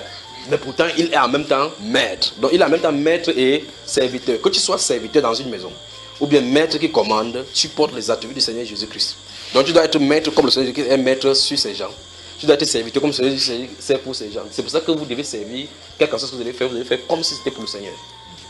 Colossiens chapitre 3, regardez verset 18. Femmes, soyez soumises à vos maris comme il convient dans le Seigneur. Marie, aimez vos femmes et ne vous aigrissez pas contre elles. Enfants, obéissez en toutes choses à vos parents car cela est agréable dans le Seigneur. Père, n'héritez pas vos enfants de peur qu'ils ne se découragent. Vous voyez, ce sont les instructions qu'on a données pour chaque membre de la famille. Nous sommes dans le foyer ici. Il touche le père, la mère, les enfants. Puis il va toucher maintenant pour le foyer qui ont les gens qui travaillent à la maison, comme on appelle les gouverneurs, les bonnes. D'accord? Maintenant il dit, serviteurs. C'est de ça qu'on dit les questions ici, mon cher ami. Obéissez en toutes choses à vos maîtres selon la chair. Non pas seulement sous leurs yeux, comme pour plaire aux hommes, mais avec simplicité de cœur, dans la crainte du Seigneur. Tout ce que vous faites, faites-le de bon cœur comme pour le Seigneur et non pour des hommes. Sachant que vous recevez du Seigneur l'héritage pour récompense, servez Christ le Seigneur. Donc, je suis dans une maison de travail là-bas comme employé. Le maître n'est pas à la maison. Quand je balaye, je passe le balai là où il y a... Vous savez, généralement quand il y a les chaises comme ça, il y a la saleté là-bas. Mais le jour où le maître est à la maison, quand il balaye, je porte tous les chaises, je rentre dans un côté, je lave partout pour montrer que la personne est là. Quand le jour il n'est pas là, une semaine n'est pas là, quand il balaye, passe partout, quand le travail n'est pas là, il vient soulever la chaise, il voit la saleté là-bas. Mais tu ne sais pas qu'il a été surveillé. Dieu nous dit que quand vous travaillez quelque part, écoutez très attentivement, on m'emploie quelque part. Je ne sais pas, le monde est foutu seulement. Je suis employé quelque part. Même si les gens qui mettent des caméras de surveillance, c'est pour prévenir le bien, parce qu'ils peuvent faire autrement. Au-delà de ces caméras de surveillance, il y a la caméra de surveillance de Dieu. C'est pour ça que dans 1 Thessaloniciens chapitre 4, verset 6, il dit que ce que Dieu veut, c'est que personne n'use de fraude et de cupidité dans les affaires. Parce que le Seigneur tire en de toutes ces choses-là. Puis il dit, si quelqu'un rejette ses préceptes, il ne rejette pas un homme, mais Dieu. Donc chaque fois que tu vas employer quelqu'un, c'est pour ça que dans Jean chapitre 5, verset 11, il dit que voici les travailleurs qui ont travaillé dans vos champs, et donc ils ont moissonné dans votre champ, et donc le salaire, vous avez frustré, leur salaire, leur cri ont crié jusqu'au ciel, et que le Seigneur s'est tombé entre les oreilles du Seigneur des armées. Et il s'en est souvenu. Il dit que votre richesse est pourrie. Donc chaque fois quand quelqu'un va travailler chez toi, quand il travaille chez toi, il est bien, il aime bien. Vers le 25, le 25 que tu vas le payer, tu commences. Qui a mis le truc ici? Qui a casser le plat là? Parce que tu fais tout pour ne pas donner son salaire. Dieu a le doigt sur toi. Alors donc, il est en train de parler donc des gens qui travaillent dans la maison. C'est pour ça qu'il a utilisé sous le joug de la servitude. Tu joues tout simplement parce que tu es obligé de travailler là pour gagner ta vie. C'est ça, en fait, ce qu'il appelle joug. Il ne veut pas dire que c'est un esclave qu'on t'a pris là-bas comme en Israël. On prenait les gens pour qu'ils viennent travailler par force. Non. Vous vous convenez que vous allez travailler chez ton maître, il va te payer. Faire le travail que tu es censé faire et mérite la paix que tu es censé donner. Si tu travailles bien ton travail, il ne donne pas. La Bible déclare que l'ouvrier mérite son salaire. Ce sont des commandements terribles. Alors si quelqu'un travaille pour toi, faites tout et tout pour que les clauses que vous avez faites avec lui soient respectées. Parce que même si tu fais n'importe quoi devant les hommes, tu dis ah, il est qui? Sache qu'à cet instant-là, en tant que chrétien, tu as abandonné Dieu, mes chers amis. À cet instant-là, tu as abandonné Dieu. Dieu ne couvrira jamais ce genre de péché parce que la Bible déclare qu'il tire vengeance de toutes ces choses-là. Donc vous allez faire tout pour régler cela. Même si tu as fait quelque chose à quelqu'un, mon employé m'avait fait quelque chose, il m'avait fait quelque chose. Cette chose n'est pas en relation avec son salaire. Si c'est en relation avec son salaire, paye son salaire. Si ce n'est pas en relation avec son salaire, punis-le autrement, mais paye son. Ça ne fait pas que quelqu'un va chez lui alors qu'il a l'espoir, l'espérance pour payer sa maison, la maison de son femme et des choses à ses enfants. Il a donné ses promesses, il ne peut même pas payer. Toutes les qu'il va faire envoie des malédictions sur toi, soit chrétien ou pas. Parce que la Bible est claire que c'est la malédiction sans cause qui n'a pas d'effet. Donc si ça a des causes, ça va tirer contre toi. Dieu est un père de famille. Il va vous mettre ensemble en tant que père. Il est ton père, il est son père. Tu es son maître, il est ton maître, il est ton maître. Vous voyez cela, vous deux dont vous êtes ses serviteurs. Il est le juste juge, il va régler le problème en étant juste juge. D'accord mon cher? Autre question là? Je crois que il faudrait mieux utiliser, écoutez cet enseignement là, employeur et employé au service du Seigneur. Oui mon frère. Bonsoir l'Assemblée. Bonsoir. Je m'appelle le frère Blaise. Pendant que j'écoutais l'enseignement, en fait, employé, employeur, c'est un témoignage. Oui. J'étais au bureau lorsqu'on a approvisionné l'entreprise des médicaments. Oui. C'est-à-dire les médicaments de la société et en fait pour prévoir des petits bobos. Et c'est comme ça que je voulais donc, les médicaments sont arrivés et dans mon esprit je devais prendre quelques médicaments pour le mal d'estomac. Oui. Et il y avait également certains autres médicaments que j'avais jugé utile de prendre. Que non, c'est quand même ce sont les retombées. Voilà, que c'est l'entreprise et que je devais garder ça à la maison. En fait, j'ai également droit. Oui, et il faudrait que je prenne quelques comprimés pour mettre à la zone. Parce que si j'ai un souci, et directement, le Seigneur m'a directement repris. C'est-à-dire que j'avais déjà pris. Vous avez gardé de côté. J'avais mis ça dans mon sac. Oui. Ça, après, on appelle ça vol ou pas vol? Ça, c'est le vol. Voilà. En fait, pendant que je suivais donc l'enseignement que j'ai reçu, était effectivement employé. C'est comme ça que le Seigneur a commencé. Le jour là même, ça ne fait pas 2 semaines. Donc le jour où il y a un médicament, tu as suivi cet enseignement-là? J'avais l'enseignement sur... Gloire soit rendue au Seigneur Jésus, n'est-ce pas? J'avais l'enseignement dans ma clé, j'étais en train de suivre au bureau. Oui, donc tu suivais au bureau, il y avait le médicament déposé là-bas. Et le médicament est arrivé en fait. Oui.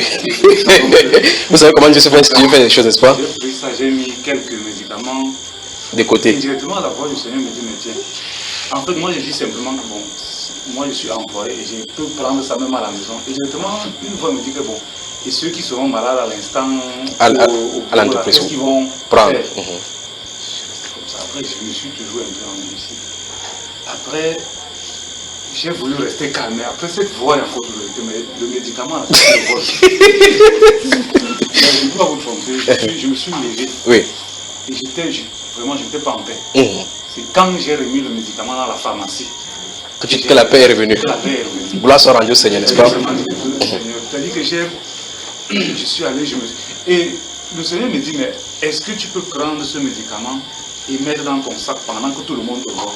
Voilà, et tu fais ça en cachette? Je fais ça en cachette en fait. Et c'est la question que le Seigneur me pose. Fais un peu ça devant les gens, on voit. Est-ce que tu peux prendre ça en mettant dans mon sac et les gens sont en train de te voir? Je me suis levé. J'ai également pris la sagesse, récupéré, aller remettre en place. Et du coup, j'ai senti comment la paix est revenue. Amen. Donc je rends vraiment grâce au Seigneur pour cet enseignement et ce qu'il a permis, ce qu'il a fait. Amen. Par rapport à cette situation. Amen. Amen. Ouais, on dit que les enseignements non, sont les corrections pour la vie, n'est-ce pas? Ça nous éclaire. Le frère prend, ça dit, et quand, en prenant comme il disait, il prend doucement, il guette comme ça que le collègue du bureau n'est pas là. Il prend et met là-bas. Après, il dit, j'ai la joie dans mon cœur. Jésus. Quand je finis de chanter comme ça, quand ça finit, tu sens que la joie n'est pas là. Je vous avais dit qu'il y a 3 personnes que vous ne pouvez pas mentir. Vous ne pouvez pas mentir vous-même. Vous ne pouvez pas mentir Satan, vous ne pouvez pas mentir Dieu. Vous voyez, tu te trompes, même si tu fais. C'est ça que les gens disent dans le monde qu'il faut qu'il noie mes soucis. Ils portent la corde, ils versent là-bas, ils savent qu'ils se créent plutôt des problèmes. Quand ils font comme ça, quand ça finit, les problèmes ont changé. Même les problèmes là, ils savent maintenant comment submerger. Ah. Ça va, des questions? Il n'y a plus de questions? Oui, mon cher. Je voulais savoir, pour un problème peut-être fondé, est-ce qu'un chrétien peut entraîner un païen en justice sur la base de Romains 13? Sur la base de Romains 13. Quand tu dis sur la base de Romains 13, la base de Romains 13 dit qu'on entraîne ou quoi? Ou bien tu poses tout simplement la question, tu laisses que la Bible réponde. Non, le Romains 13 dit que toute autorité parmi nous a été établie par Dieu. Mais quand il me dit sur la base de Romains 13, il ne peut plus rien dire. Tu m'as présenté la Bible. Non, en dehors sur la base de Romains 13. Pourquoi? Donc, si pour un problème fondé, est-ce qu'un chrétien peut enseigner un païen en justice? Un problème fondé, oui, il peut le faire. Mais c'est au cas par cas.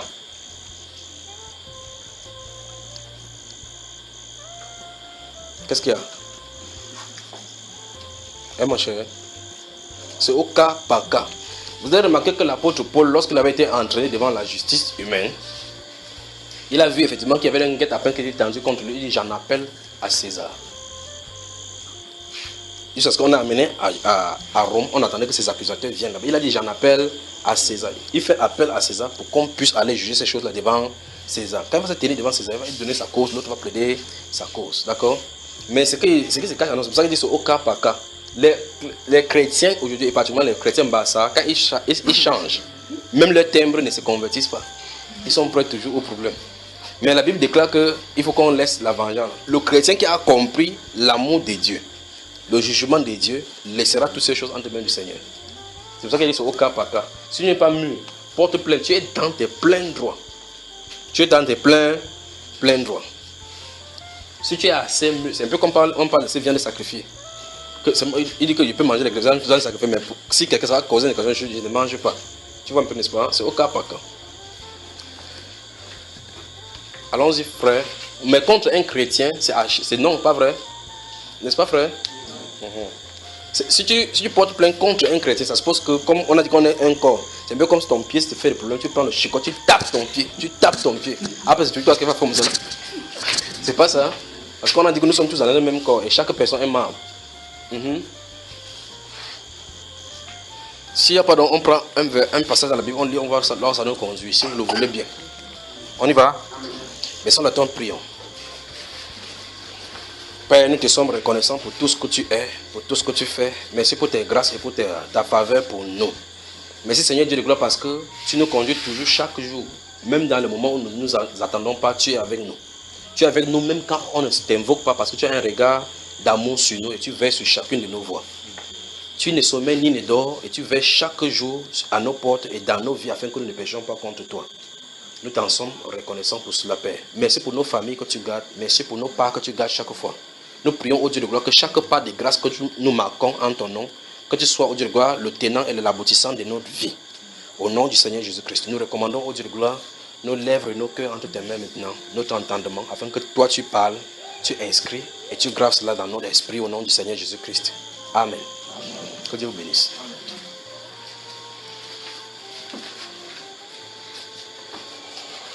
Les 2 derniers enseignements, nous avons vu les dons et les appels. N'est-ce pas? Nous avons vu que les dons et les appels étaient prédestinés. Et que vous ne pouvez pas avoir le don de Dieu et aller vendre. On a vu beaucoup d'autres choses. Et l'une des choses particulièrement que nous avons vues au sortir de la deuxième partie, c'est que tous ne peuvent pas accomplir les miracles.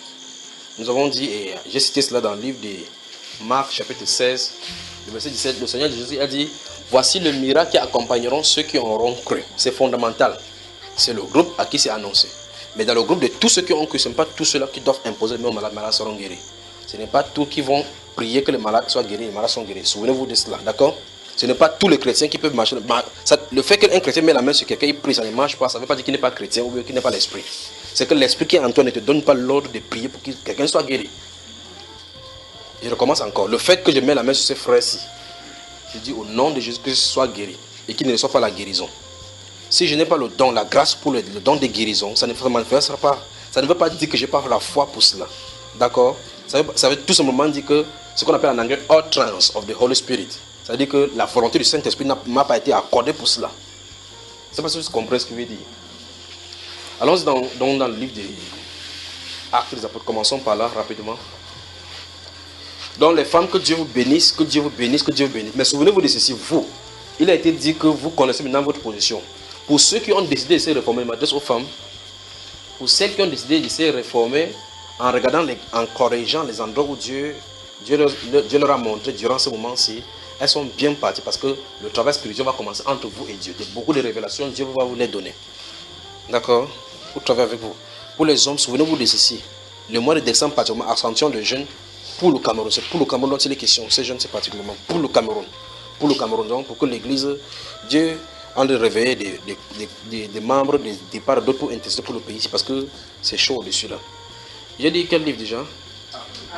Actes des Apôtres. Donc prenons le chapitre 9. Donc vous les femmes, qui soient. Et je crois que nous avons passé de bons moments dans la prière, dans le travail, n'est-ce pas les femmes?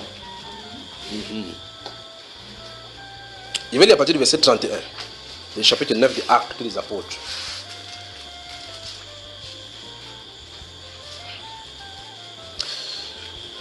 L'Église était en paix dans toute la Judée, la Galilée et la Samarie, s'édifiant et marchant dans la crainte du Seigneur, et elle s'accroissait par l'assistance du Saint-Esprit.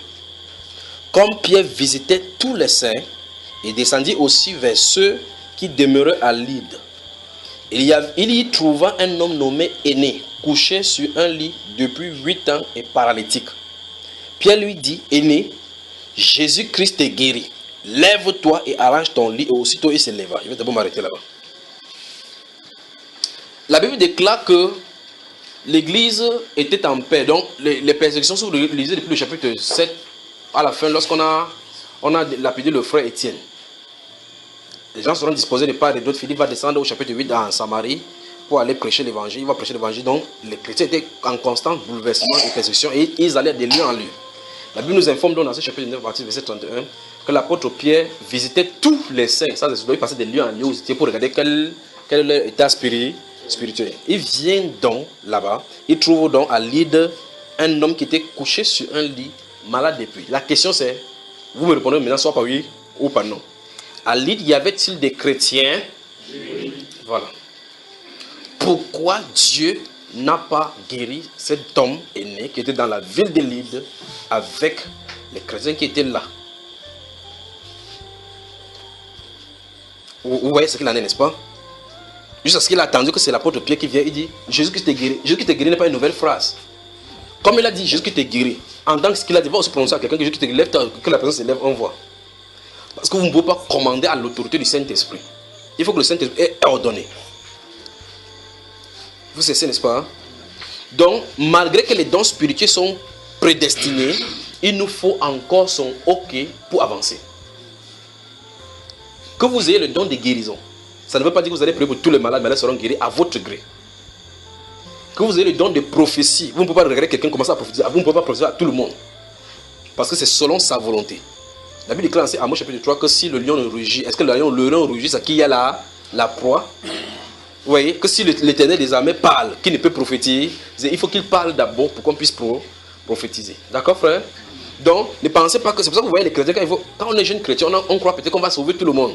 Attendez, c'est pour un peu de temps. Quand tu vas aller quelque part, on va te dire que fous-moi ton caf dans Jésus, tu vas aller rentrer pleurer, que mais il ne veut pas te comprendre. C'est là que tu vas commencer à comprendre doucement que c'est mes brebis qui entendent ma voix. Il n'a pas dit que tout le monde entend sa voix. Mais c'est normal que tu te confrontes comme ça, parce que normalement, quand tu es sauvé, tu crois que c'est fait que mais, tout le monde est sauvé. Hey, et quand tu lis la Bible, tu ouvres Matthieu chapitre 28, tu crois que tu as lu ça seul. Que dans ça, toute la création, qu'on fait de tout le monde le disciple. Dieu a dit qu'on fait tout le monde le disciple, vraiment. Hein. S'il veut faire tout le monde le disciple, il va le faire. Et tout le monde ne sera pas ses disciples.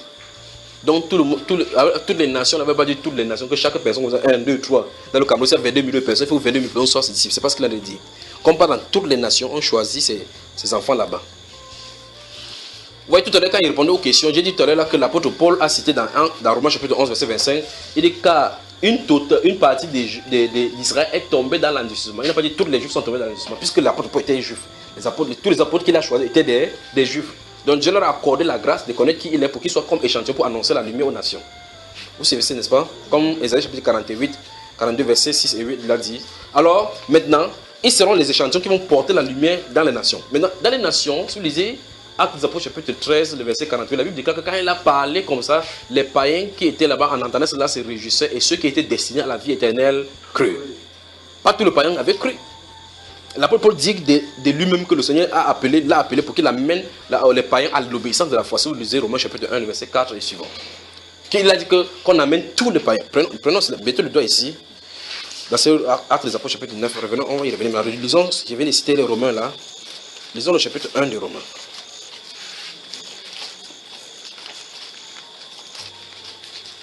Romains chapitre 1. Vous y êtes avec moi? Bon, il va lire à partir du verset 1. Normalement, les versets qui nous intéressent, c'est le verset 4 et le verset 5. Il lit rapidement à partir du verset 1.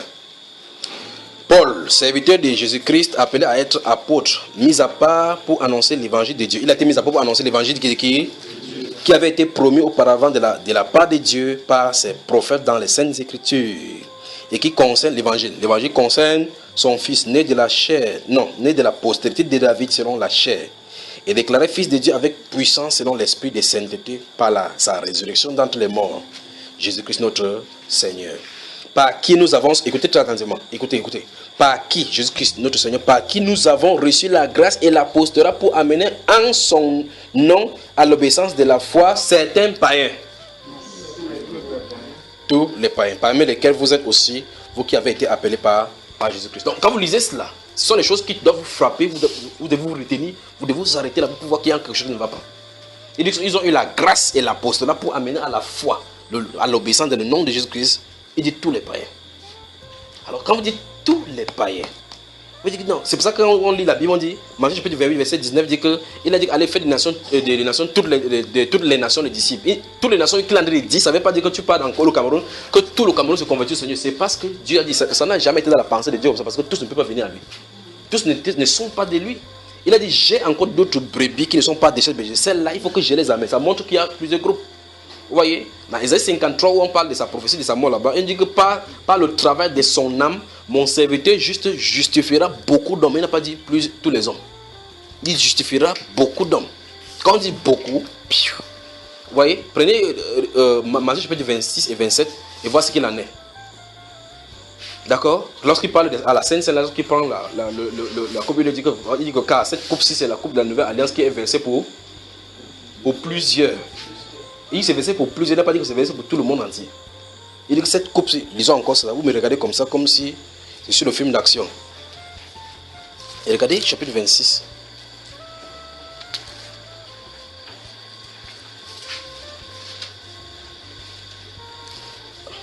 On disait, chapitre 26, levez les versets 27 et 28 de Matthieu. Il prit ensuite une coupe et après avoir rendu grâce, il la leur donna en disant, buvez-en tous, car ceci est mon sang, le sang de l'alliance qui est répandu pour tout le monde entier pour la rémission des péchés. C'est ce que vous avez vu, frère, souligné. Ça commence à choquer. C'est l'écriture. Oui, n'est-ce pas? Non, Jésus est mort pour tout le monde, vraiment. Hein? Écoutez, s'il est mort pour tout le monde, il a payé la dette de tout le monde, donc tout le monde entre forcément. Alors l'apôtre Paul dit ici dans ces Romains chapitre 1, c'est ici quand on prêche, ça choque. Les gens ont comme l'impression que c'est le blasphème, parce qu'on a été habitué à, lorsqu'on flatte, les gens viennent. On croit que les gens viennent comme ça. Je dis toujours que quand vous allez à l'école, vous entendez qu'il y a les établissements, comme au Cameroun ici, il y avait des trans partout. Quand vous avez votre enfant dans un établissement, on dit que l'établissement, il y a des trans. Quand vous venez là-bas, les enfants sont seuls. Quand vous regardez qui? Vous regardez quoi? Quand vous le voyez, si vous avez un enfant, quand vous prenez, vous regardez encore le reste. C'est ce que Jésus est venu faire. Ça peut choquer, mais c'est vrai. Quand vous lisez dans Ésaïe chapitre 25 et 26, on dit que les cantiques des rachetés, qu'ainsi chantent les rachetés, n'est pas dit qu'ainsi chante tout le monde, c'est les rachetés. C'est choquant, n'est-ce pas? Il dit qu'il nous a donné la grâce de l'apostolat afin que nous avissions à la foi par son nom. Il dit tous les païens. Alors si c'est tous les païens qui sont censés amener, l'apôtre Paul est le premier échec. Il a d'abord échoué sa mission. Parce que même Festus n'a même pu amener Festus, pas vrai? Alors dans ces Romains chapitre 11, dans le verset 25, il dit que car une partie d'Israël est tombée dans l'endurcissement jusqu'à ce que la totalité des païens soit entrée. Il dit la totalité, il n'a pas dit tous les païens, la totalité des païens, donc ceux des nations qui étaient destinés à entrer. Tout le nombre va entrer. aucune des personnes ne restera dehors. Il dit alors, il va se retourner dans vers cela. Rentrons dans Actes chapitre 19, Actes chapitre 9 que nous avons lu là. Donc nous sommes en train de dire ceci. Voici l'apôtre Paul, l'apôtre Pierre qui parcourt dans tous les territoires où ils avaient annoncé l'évangile pour regarder l'état des saints parce qu'il y avait accalmie maintenant, il n'y a plus de persécution. Il fallait qu'il voie ici l'évangile qu'il a prêché, quoi, la doctrine a été maintenue, que les frères sont dans un bon état. Alors il arrive là-bas, il voit un homme qui est alité depuis des années, il est malade. Il dit, aîné, lève-toi, Jésus-Christ te guérit. La Bible déclare qu'il se lève. La question qui se pose c'est, est-ce qu'à Lydde se trouvaient des malades, des chrétiens? La question c'est, pourquoi l'apôtre Paul a dû venir jusqu'à là-bas seul pour le faire? Où est-ce que je suis en train d'aller? Je suis en train de dire que le fait que tu sois chrétien ne te donne pas le droit que tu vas exercer tous les dons.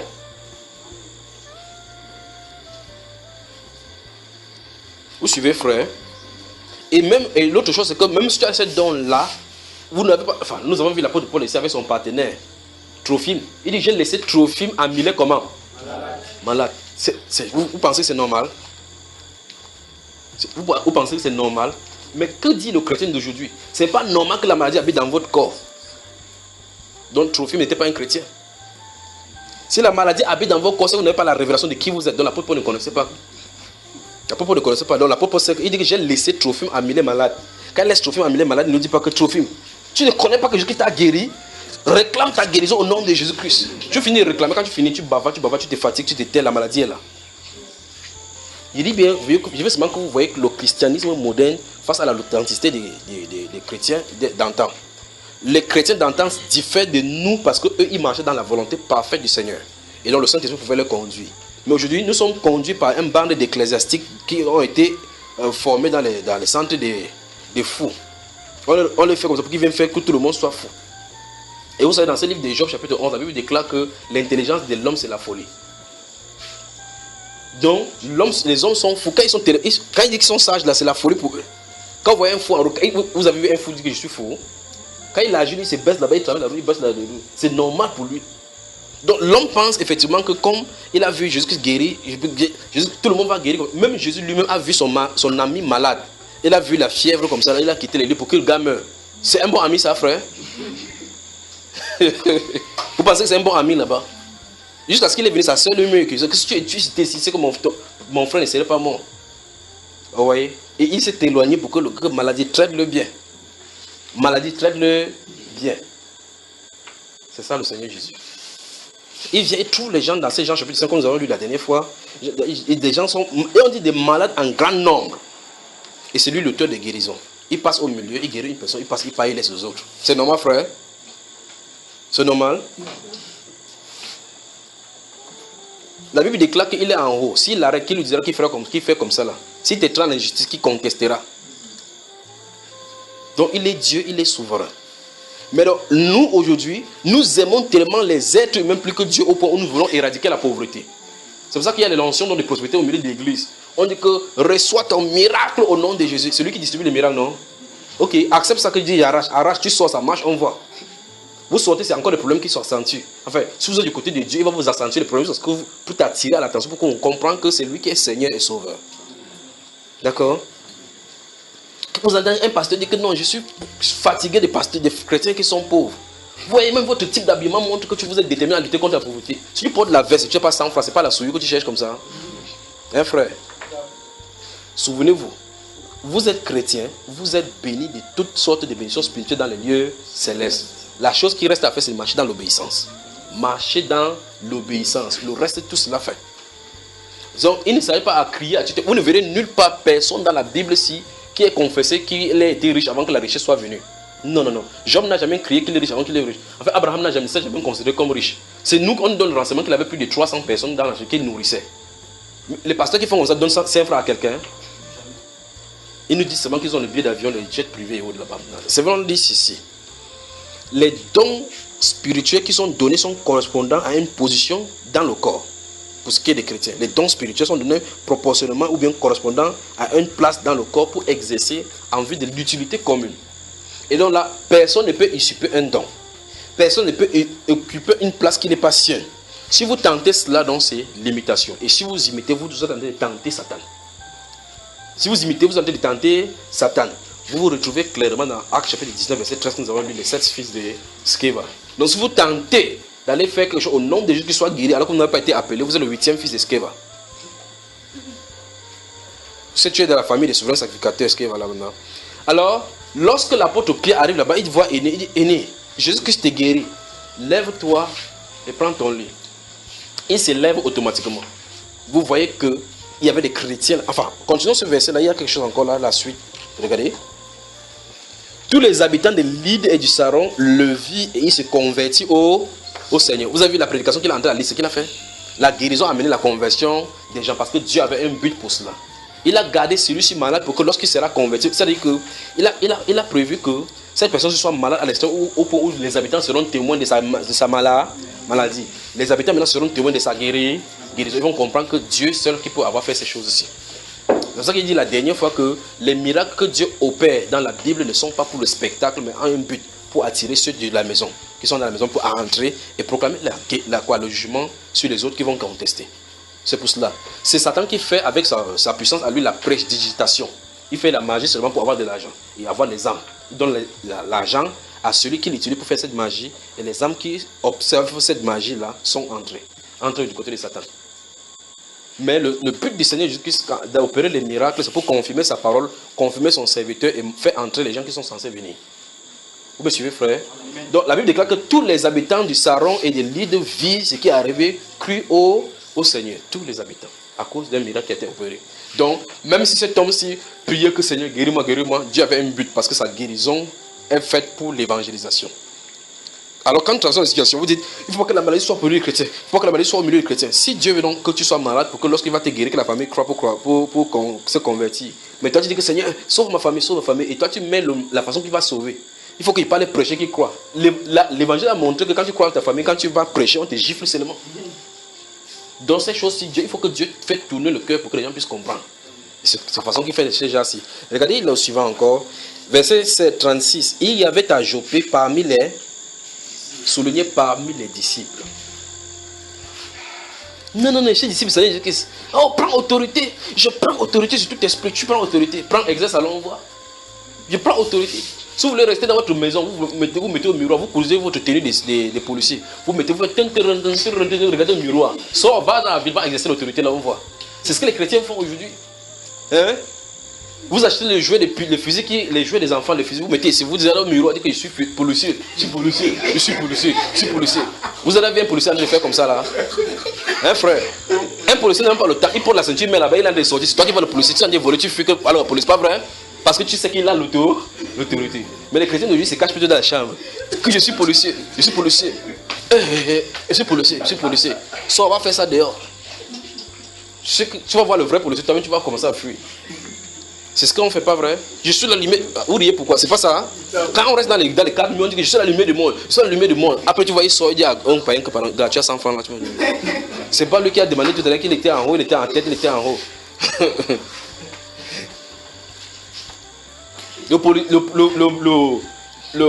Le pasteur lui-même qui te dit qu'il met la main dans la poche, dit que je suis un grand islam, il a prêté l'argent parce que la banque va bientôt salir sa maison. Après l'argent s'est fait vanter qu'il dit comme ça. Bon, continuons ici. Il dit, verset 36, il y avait à Joppé parmi les disciples, vous avez souligné parmi les disciples, une femme nommée Tabitha, ce qui signifie Dorcas. Elle faisait beaucoup de bonnes œuvres et d'aumônes. Donc vous voyez que le Saint-Esprit témoigne que cette femme-ci ne vivait pas dans la volupté. N'est-ce pas? Elle tomba malade en ce temps-là et mourut. Non, on ne parle pas qu'elle est morte. On dit qu'elle est tombée malade. Donc les disciples peuvent tomber malades. Et jusqu'à même mourir. Ce n'est pas une fatalité. Vous voyez cela? Mais je vous avais dit que quand un disciple du Seigneur Jésus-Christ tombe malade, sa maladie, vous pouvez être identique. Mondain et mondain. Vous êtes couché dans un même lit d'hôpital. L'autre a la fièvre. Les deux ont la fièvre. La fièvre du chrétien est christianisée. Même quand un chrétien a les flashs, il touche. Quand il fait, tu dis que ça veut dire gloire à Dieu. Mais il dit que chaque fois qu'on dit tout ça, gloire à Dieu, c'est gloire à Dieu que ça dit. Alors quand le monde est comme ça, je suis sans espérance, je peux mourir à tout moment. La maladie du chrétien n'est pas identique à la maladie des non-chrétiens, parce qu'à tout moment, enfin, tout c'est sous le contrôle du Seigneur, parce que la Bible déclare que toute chose concourt au bien de ceux qui aiment Dieu. Si tu aimes Dieu, c'est sous son contrôle. Quand c'est sous son contrôle, ça veut dire que Dieu a les regards sur ça. Autrement dit, tu n'es pas malade pour lui. Vous voyez, c'est aîné, ceux qui étaient malades, ils pouvaient croire qu'il était malade. Mais lorsque Dieu opère, ça donne de la réjouissance au cœur de Dieu, aux anges dans les cieux, la festivité au ciel à cause d'une guérison qui se passe sur la terre. Parce que les gens, on dit qu'une seule âme qui se répand sur la terre, il y a la festivité. Mais tout un village, imaginez donc. Je crois que c'est 4 siècles des chants qu'on va chanter là-bas à cause de la guérison de Aîné. Donc Aîné a été un grand porte. Puisque quand la Bible déclare que quand on a ressuscité Lazare, quand les gens venaient à Jérusalem, dans Jean chapitre 12, pour voir le Seigneur qui a ressuscité, on cherchait aussi Lazare. On regardait comme ça, le gars c'était mort. Regarde, dans la mort, c'est comment? Quand tu meurs, c'est comment? Les gens voulaient voir. Et quand on voulait voir Lazare, quand on voyait ça donnait gloire à Dieu. Les gens qui étaient fâchés aussi disaient qu'il faut qu'on finisse de tuer Jésus, là, tuer le type, on va encore voir s'il va se réveiller. Donc on voulait tuer en même temps le Seigneur, en même temps la personne qui était mort et ressuscitée. Alors la Bible déclare donc qu'il y avait donc parmi les disciples à Joppé une femme nommée Tabitha, c'est-à-dire Dorcas, ce qui signifie bonne œuvre. Qui pratiquait les bonnes œuvres et les aumônes. On dit qu'elle était parmi, c'est pour ça qu'elle dit parmi. Donc c'était une disciple. Elle tomba, en ce temps-là, elle tomba malade et mourut. La question que je pose là, c'est ici. Il y avait les disciples du Seigneur Jésus, n'est-ce pas? Et quand la Bible dit ce sont des disciples, ce sont les disciples. Donc nous sommes dans la nouvelle alliance. Donc ils ont exactement reçu la parole, ils ont cru. Ils ont été bien enseignés, mais un disciple parmi eux est tombé malade. Ils n'ont pas pu prier pour qu'elle guérisse, mais qu'elle allait jusqu'à la mort de sa maladie. Ça, c'est parmi les chrétiens. Un vrai frère, elle est tombée malade et mourut. Maintenant, regardez bien, on dit, verset 37, elle tomba malade et en ce temps-là et mourut. Après l'avoir lavée, on la déposa dans une chambre haute. Comme Lydie est près de Joppé, les disciples, vous avez vu ça, ayant appris que Pierre s'y trouvait, envoyait 2 hommes vers lui pour le prier de venir chez eux sans tarder. Vous avez vu ça? Qu'est-ce que ceci nous enseigne? Ceci nous enseigne qu'il faut que chacun reconnaisse sa place et qu'on reconnaisse la grâce sur la vie de chacune des personnes. Que tu reconnaisses que si tu n'as pas reçu la grâce de connaissance des Écritures, si quelqu'un te pose la question, dis je ne connais pas, va voir telle personne. C'est ça l'humilité. N'essaie pas de te confronter en disant qu'il croit que lui seul il connaît. C'est que je trouve exactement comme Corée. C'est la position de Corée. Toutes ces choses sont écrites dans l'Ancien Testament pour vous montrer que faites attention. Si vous avez été dans le territoire, dans la tribu de David, vous dites, je peux faire la cérémonie là, regarde, Éléazar, elle lève la main, elle est plus haute que l'autre. Il agit d'abord à gauche, à droite, alors qu'on a dit à droite, à gauche. Si Éléazar fait ça, il fait la faute, Dieu va le corriger, mais il est quand même dans la sacrificature. Toi, tu es dans la tribu de Judas, tu viens là-bas en disant que je peux faire mieux que lui. Tu n'es pas chez les aroïniques, donc tu es exclu dès le départ. Tu viens là-bas, c'est le feu qui va te brûler. Malgré que tu sais faire cela. Parce que Dieu sait pourquoi il a choisi. Pas vrai? Donc les insuffisances de quelqu'un dans un ministère ne veut pas dire son incapacité à exercer ce ministère. Vous voyez? Les insuffisances de quelqu'un dans un ministère ne veut pas tout dire qu'il est incapable d'exercer le ministère, mais c'est pour dire qu'il y a la complétude quelque part d'autre. Je ne sais pas si vous comprenez. Le fait que ce doigt, ce que veut dire en clair, c'est que le fait que ce doigt-ci, à cette taille-ci, ne veut pas dire que ce n'est pas le doigt où il ne peut pas faire le travail. Ça veut dire seulement dire que ce qui manque ici, c'est complet quelque part. C'est ce que ça veut dire. Ce qui manque quelque part, le Seigneur nous dit dans ce livre de 1 Corinthiens chapitre 12, verset 18 et suivant, que Dieu a placé dans le membre chaque corps comme il a voulu. Et comme il a voulu, il dit, et même les membres de notre corps que nous jugeons moins nécessaires sont entourés de plus grands soins. Dieu a voulu ainsi afin que les uns aient soin les uns les autres. De telle enseigne que l'un aura besoin de la main. Pas vrai?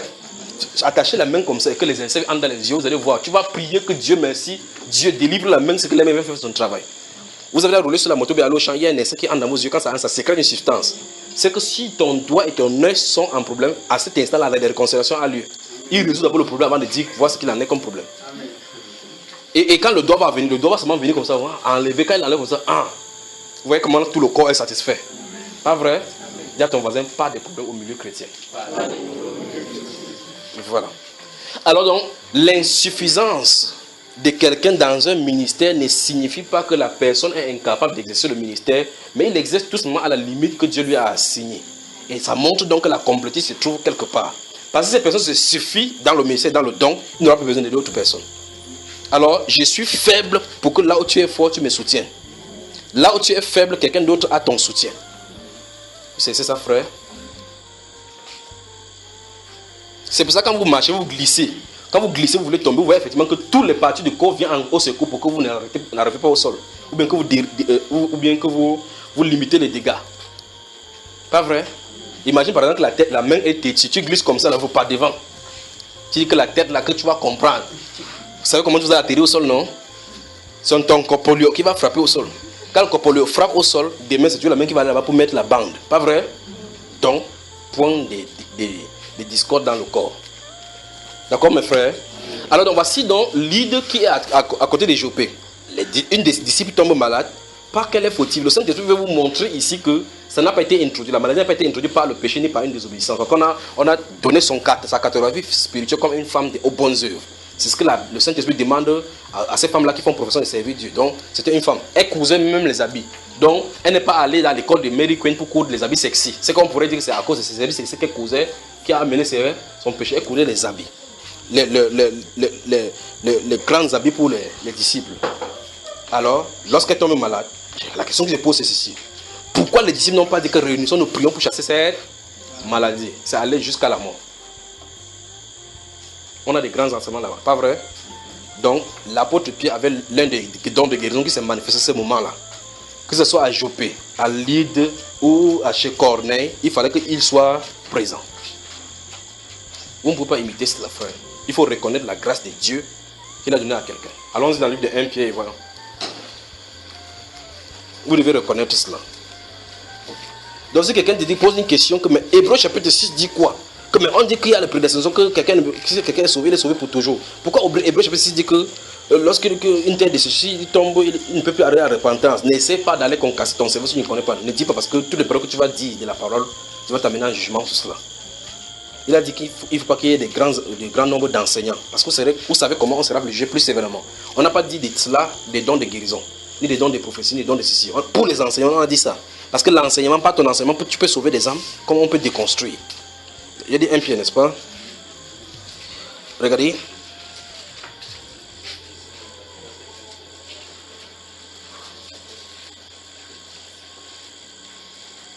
Chapitre 4.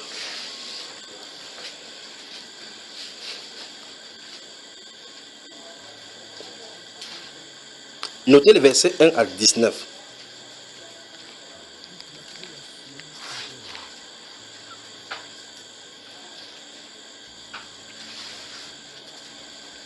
Vous avez noté? Notez également le chapitre 2, verset 11 à 17.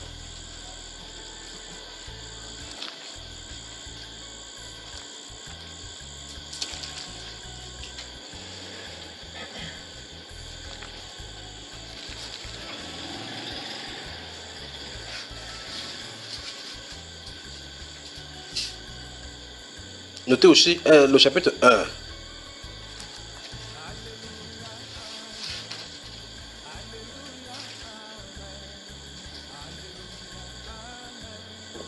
Verset 1 à 22.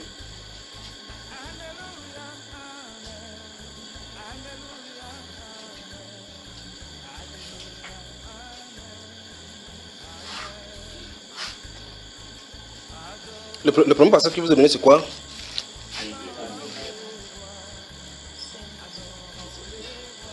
Ok, donc lisons le verset 10 seulement là-bas. Regardez.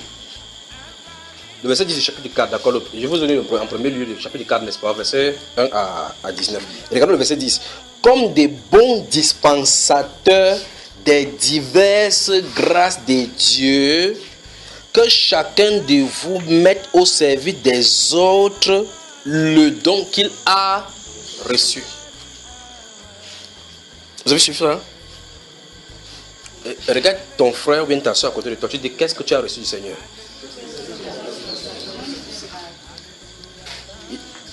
Je suis dans 1 Pierre au chapitre 4, le verset 10.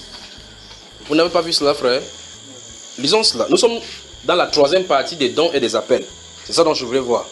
Donc il faut que chaque personne identifie ce pourquoi il est fort. C'est à quoi il a été appelé. Quelle est la grâce qu'il a reçue du Seigneur. Si vous recevez du Seigneur une grâce, ne sortez pas hors de cette grâce pour aller faire autre chose. C'est que Dieu ne vous soutiendra pas. Il ne sera pas avec vous parce qu'il ne vous a pas ordonné là-bas. Par exemple, si vous n'avez pas reçu le don de puissance pour chasser les démons, si vous voyez quelqu'un qui est possédé, ne vous aventurez pas à dire au nom de Dieu que je te commande de chasser car j'ai reçu autorité sur toi. Tu n'as pas reçu autorité sur lui. Il veut redire ça pour que ça soit un peu plus clair. Si vous n'avez pas reçu le don de puissance pour chasser un démon, pour expulser un démon d'un corps en un à un, ne vous aventurez pas pour étendre la main pour celui que je te commande au nom de Dieu de sortir de ce corps. Parce que j'ai autorité sur toi. Tu n'as pas autorité, tu ne peux pas le faire. Et si tu le fais, tu es en mission, en territoire ennemi, sans armes. Si la personne a le diabète, si c'est le diabète que ce démon est censé lancer, ça peut te lancer le diabète. Avec toute son autorité et droit devant le Seigneur, cet esprit-là. Cet esprit-là, on peut réclamer devant le Seigneur que tu es. Donc tu es son serviteur, il te donne le diabète, il te donne le diabète. Il va encore enregistrer doucement, vous comprenez. Je viens vers quelqu'un, il dit au nom de Jésus. Et le démon qui est à l'intérieur est censé lui donner l'obésité, ou bien la diabète, ou bien la leucémie. Je n'ai pas le droit de le faire, je n'ai pas reçu le don, le mandat. Quand on parle de mandat, quand les gens me disent chaque fois que j'ai reçu le mandat. Vous savez ce qu'on appelle mandat? Dans la Bible ici, là, ce qu'on appelle mandat. Pour que tu reçoives ce mandat, il faut que tu aies reçu cette rencontre un à un. Recevoir le mandat ne veut pas dire que tu lis, tu as la connaissance de la parole, tu dis maintenant, il sait que telle chose, 1 plus 1 c'est 2, la parole dit telle chose, la salut c'est ceci, la nouvelle naissance c'est ceci. Tu crois maintenant que tu peux aller prêcher cela. Tu peux avoir connu tout cela, Dieu te dit que ferme ta soupape. Il dit bien, le fait de savoir que la parole dit telle chose, ça ne veut pas dire que Dieu t'a dit que va faire quelque chose. Quand il est venu sur la terre, sur le roi Oséas, quand il s'est révélé à Ésaïe, Ésaïe était là, il prophétisait, c'était un prophète. Jusqu'à ce que Dieu vienne l'élever à cette statue des prophètes majeurs. Dieu, remarquez bien, quand il a vu le Seigneur, il a dit, ah, je suis fini là, maintenant je suis mort, parce que j'habite au milieu d'un peuple aux lèvres iniques, et moi je suis dans l'iniquité. Quand le Séraphin allait prendre avec le pinceau, venir mettre ces charbons de feu là sur il dit, maintenant ceci a touché à tes lèvres, ton iniquité a été expiée. Quand il a dit ça, quand l'iniquité a été expiée, le Seigneur dit, qui enverrait, qui marchera pour nous. Il a dit, mais voici Seigneur, envoie-moi. Il dit, ok, il dit, va, dis à Israël. Oui, la commission est donnée, il a l'autorité. Tu ne peux pas sortir à une école de théologie par suite que les gens t'ont imposé la même verset lui sur toi et porter des habits blancs comme vous avez dit, vous dites que vous avez reçu le tuteur du Seigneur. Que les êtres humains soient d'accord en citant même la Bible, comme ils ont dit que si Dieu d'entre vous s'accorde sur la terre pour réclamer quoi ce sera donné. Alors ça veut dire qu'il peut décider que celle-ci maintenant est prophétesse. Je proclame, quoi, soyons d'accord quand elle soit prophétesse.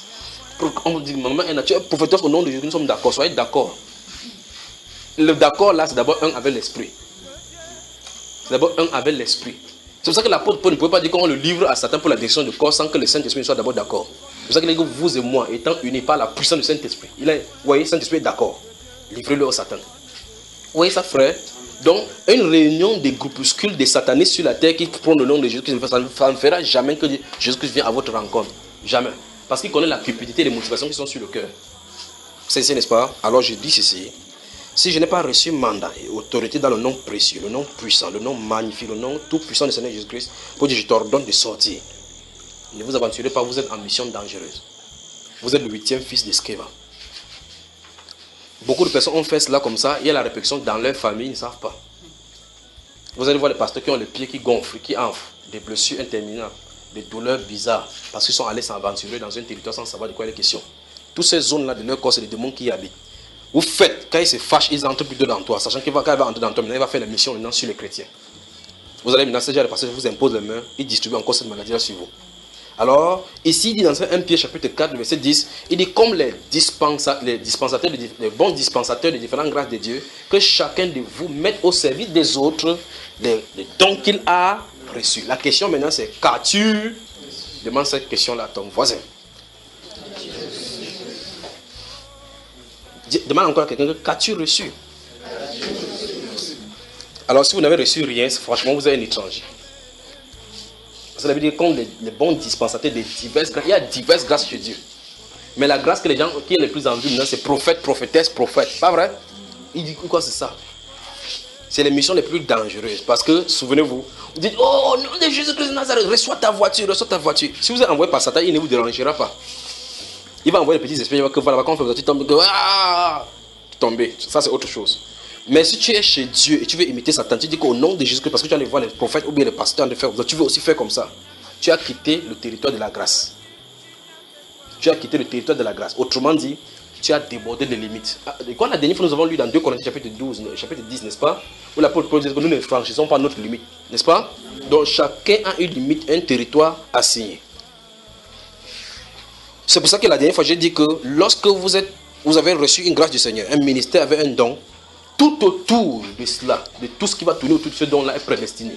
Les gens que tu es censé rencontrer, c'est pour une prédication. les gens à qui tu vas prêcher ou la prédication va les emmener, ils seront là, ils vont entendre. Même s'ils sont n'importe où, ils vont toucher. D'accord? Si c'est pour le don de guérison, un don de guérison que Dieu te donne, un don de guérison, parce qu'il y en a plusieurs styles de dons de guérison. Il y a des gens qui auront le don de guérison pour guérir les maladies les plus difficiles, les cancers ou autres là-bas, la leucémie ou autres là-bas. Mais tu viens avec le mot de tête, il prie juste à ta part, bien, le mot de tête ne finit pas.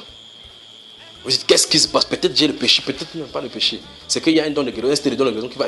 C'est un peu comme mes frères, je ne sais pas si vous pouvez comprendre ça. Vous allez à l'hôpital, celui qui soigne les dents, pas celui qui soigne les nerfs.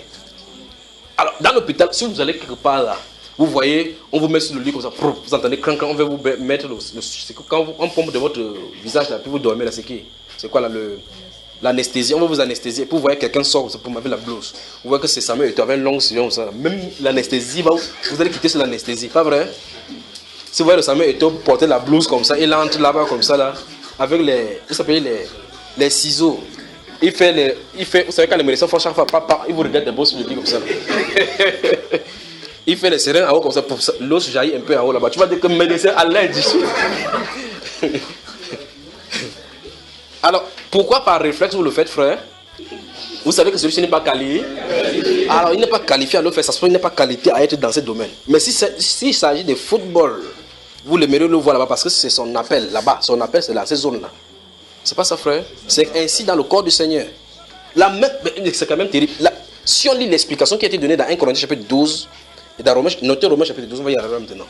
Dans 1 Corinthiens chapitre 12, si vous lisez ce qui est écrit, alors on ne devrait pas avoir de discussion. La Bible déclare donc que dans 1 Corinthiens chapitre 12, il a pris le corps humain comme une explication du corps de Christ. Est-ce que, frère, le pied a une même fonction que la main? Est-ce que les yeux ont une même fonction que les oreilles?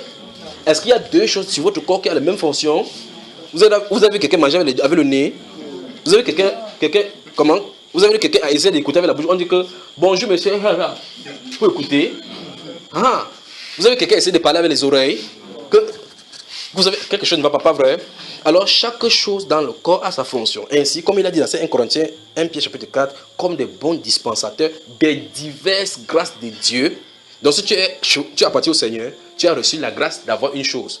Il y a des gens qui, même sans savoir, quoi que la prochaine séance, ce sera de comment identifier la grâce et le don que tu as reçu. D'accord? Ce sera l'une des choses, parce que c'est l'une des choses qu'il faut qu'on enseigne. Vous pouvez recevoir des grâces de Dieu sans vous en rendre compte. Un peu comme par exemple l'enfant, comme cet enfant-ci, il ne sait pas à quoi peut-être sa main sert. Mais il y a des choses naturelles que vous savez, que Jésus est Seigneur. C'est comme cet enfant, c'est quand tout à l'heure qu'on va donner la bouillie là-bas, vous ne lui dites pas que met dans les yeux. Pas vrai, frère? Vous avez vu l'enfant se prendre la bouillie, mettre par ici. Même quand c'est le piment. Quand il a goûté le piment une fois, quand il voit ça quand c'est rouge, tu dis maman, parce qu'il sait que l'autre là, ça chauffe. Il ne prend pas la bouillie, mais dans son nez, ni dans ses yeux. C'est ici que ça passe. Donc il y a des choses fondamentales que même si tu es petit chrétien, tu connais. D'accord? Mais lorsqu'il y a des choses de solides maintenant, par rapport à l'utilité de sa main, de ses oreilles, ou de ces faits qu'il ne faut pas mettre les choses pointues dans les oreilles, il ne sait pas ces choses. Il faut que l'enseignement vienne lui dire que cette chose pointue, je ne mets pas ici. Vous voyez? Donc là, on va toucher dans la prochaine séance, Dieu voulant, on va toucher maintenant comment identifier et savoir les grâces que tu as données, que Dieu t'a données. Maintenant, vous allez remarquer que dans la Bible, il y a un monsieur qu'on appelle Barnabas, fils d'exhortation. C'est un apôtre qui a reçu une grâce particulière d'encourager. Lorsque les autres prêchaient, lui il passait. Il venait chaque fois encourager seulement les gens, de tenir ferme dans la grâce qu'ils sont. Est-ce que c'est ses frères? Donc il y a des gens à qui Dieu a donné la grâce seulement de pouvoir réconforter. Quand vous avez des problèmes, vous sentez comment le Seigneur vous pousse vers cette personne. Quand la personne vient, après quand vous êtes étonné, vous dites, mais comment tu parviens à trouver les mots justes pour me consoler comme ça? Ce n'est pas quoi que ce soit, ce n'est pas lui qui fait, c'est sa grâce qu'il a reçue du Seigneur. Ça passe la consolation. Il parle au cœur. Mais le problème c'est que ce n'est pas lui, c'est le Saint-Esprit qui le fait. Le fait qu'il parle seulement quand tu as un problème, tu viens dire, il dit que frère, laisse comme ça. Notre Seigneur est vivant. N'a-t-il pas dit à la Écriture que de prier pour ceux qui vous... Quand tu vois comme ça, ton cœur, tu étais dans courroucé, que je vais le traiter, tu vois que ça se calme. Wow. C'est le Seigneur qui a parlé au travers d'elle. Ça ne fait pas de cette personne ce qui a seulement parlé. Le fait qu'il n'est pas sur la scène pour qu'on le voie comme un prédicateur, bien comme ça ne fait pas de lui moins important dans le corps du Christ.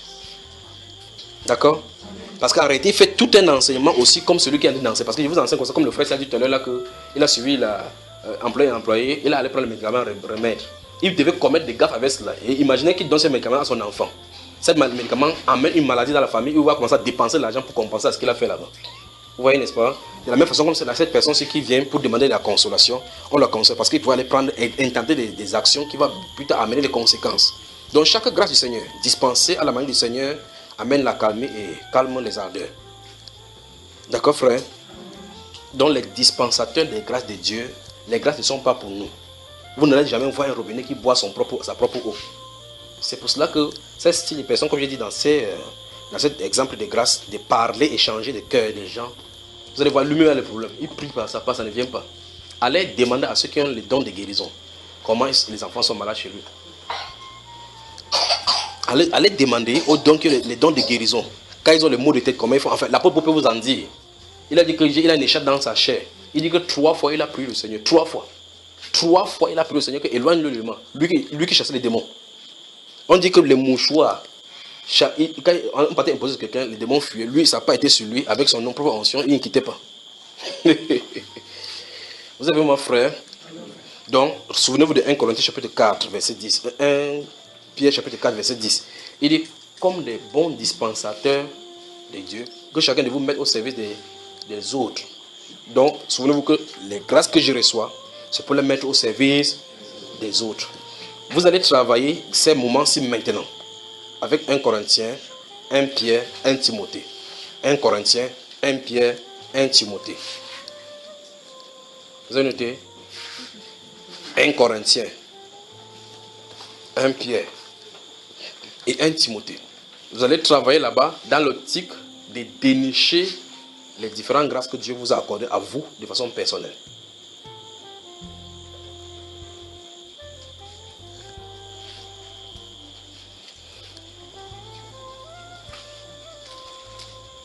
« 1 Corinthiens, 1 Pierre, 1 Timothée. » Alors, quand nous parlions maintenant, imaginez donc que c'est un de ces docteurs, comme par exemple le docteur Sanjon.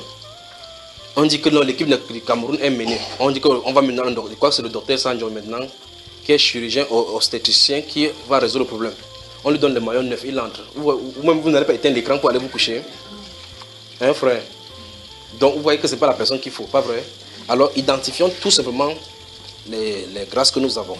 Si vous savez que vous n'avez pas la grâce de compréhension, avancez vers celui qui a la compréhension. Si vous savez qu'il y a un frère qui a la grâce, que lorsqu'il impose une main, il y a des effets sur les autres, approchez-vous lorsque vous avez besoin. C'est votre plein droit dans le corps. C'est votre plein droit. Je vais encore vous dire ça pour que vous compreniez. C'est du plein droit dans le corps que si ma nuque a des insectes qui ont dû piquer, je sollicite ma main pour que ma main ne pas gratter. Ça ne fait pas que ma main dépasse la nuque. Ça ne fait pas que la main commence à s'enfler, que la nuque a eu besoin de moi. Parce que tout à l'heure, il aura besoin du pied pour aller prendre quelque chose. La main ne peut pas faire comme ça, s'allonger pour aller prendre. Non. C'est chez les Tintins que ça existe. Il va falloir que le pied va. Il arrive là-bas pour pouvoir prendre quelque chose. Vous voyez ça, frère? Donc, le fait que je vienne vers toi pour une grâce ne fait pas que tu sois supérieur à moi. C'est que c'est la fonction, ce sont des fonctions du même corps. Ce sont des fonctions du même corps. Et aucun de ces membres-là, fussent-ils les membres les plus en vue, ne doivent s'élever au-dessus et au détriment des autres qu'on ne voit pas. Vous connaissez sur le corps le membre qu'on appelle le responsable de défécation, directeur de défécation. Vous connaissez le ministère là? Prenez une nourriture comme de l'eau mélangée le pistache. Et puis quand vous mangez le coquille, vous allez savoir qu'il y a un ministère. Arrivez là-bas, et que la main refuse de descendre votre culotte, qu'il n'y a pas de réconciliation, vous allez voir ce qu'il en est. Vous comprenez ce que ça nous dit, n'est-ce pas? Or, maintenant, ce qui veut dire, ce membre-là qui est responsable du ministère de direction déchargé des ressources humaines pour la défécation. Vous ne le voyez même pas, pas vrai? Quand vous imaginez, même il est laid. Pas vrai, frère? Mais ô combien important il fait pour le nettoyage du corps. Que Dieu vous bénisse. Bonne soirée. On va continuer dans la 4e partie. Salut mon frère. Ne vous moquez pas de moi, d'accord? C'est ma façon que c'est prêcher. Comme ça que... Gardons nos yeux ouverts et nos cœurs éveillés, afin de reconnaître les loups déguisés.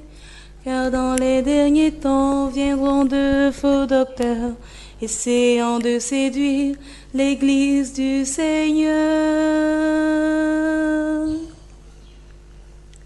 Gardons nos yeux ouverts et nos cœurs éveillés, afin de reconnaître les loups déguisés.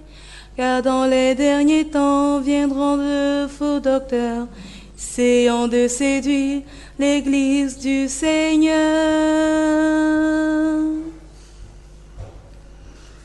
Esprit de vérité, viens équiper ton peuple. Et dans ces derniers temps, préserve tes enfants. Esprit de vérité, viens équiper ton peuple. Et dans ces derniers temps, préserve tes enfants. Aimons la vérité, connaissons le Seigneur. Laissons-le purifier nos pensées, nos cœurs. Saisissons la parole comme une arme aiguisée. Renversant nos idoles, Dieu sera glorifié. Aimons la vérité, connaissons le Seigneur. Laissons-le purifier nos pensées, nos cœurs. Saisissons la parole comme une arme aiguisée. Renversant nos idoles, Dieu sera glorifié. Esprit de vérité, viens équiper ton peuple. Et dans ces derniers temps, préserve tes enfants. Esprit de vérité, viens équiper ton peuple. Et dans ces derniers temps, préserve tes enfants. Ce sont de convoiter ce qui est dans le monde. Il faut abandonner l'orgueil et le mensonge. Aimer la volonté du Père, vivre pour lui sur cette terre. Église du Seigneur, regarde vers le ciel et attache ton cœur au trésor éternel. Combat le bon combat, la dernière heure sonne déjà. Esprit de vérité, viens équiper ton peuple. Et dans ces derniers temps, préserve tes enfants. Esprit de vérité, viens équiper ton peuple. Et dans ces derniers temps, préserve tes enfants.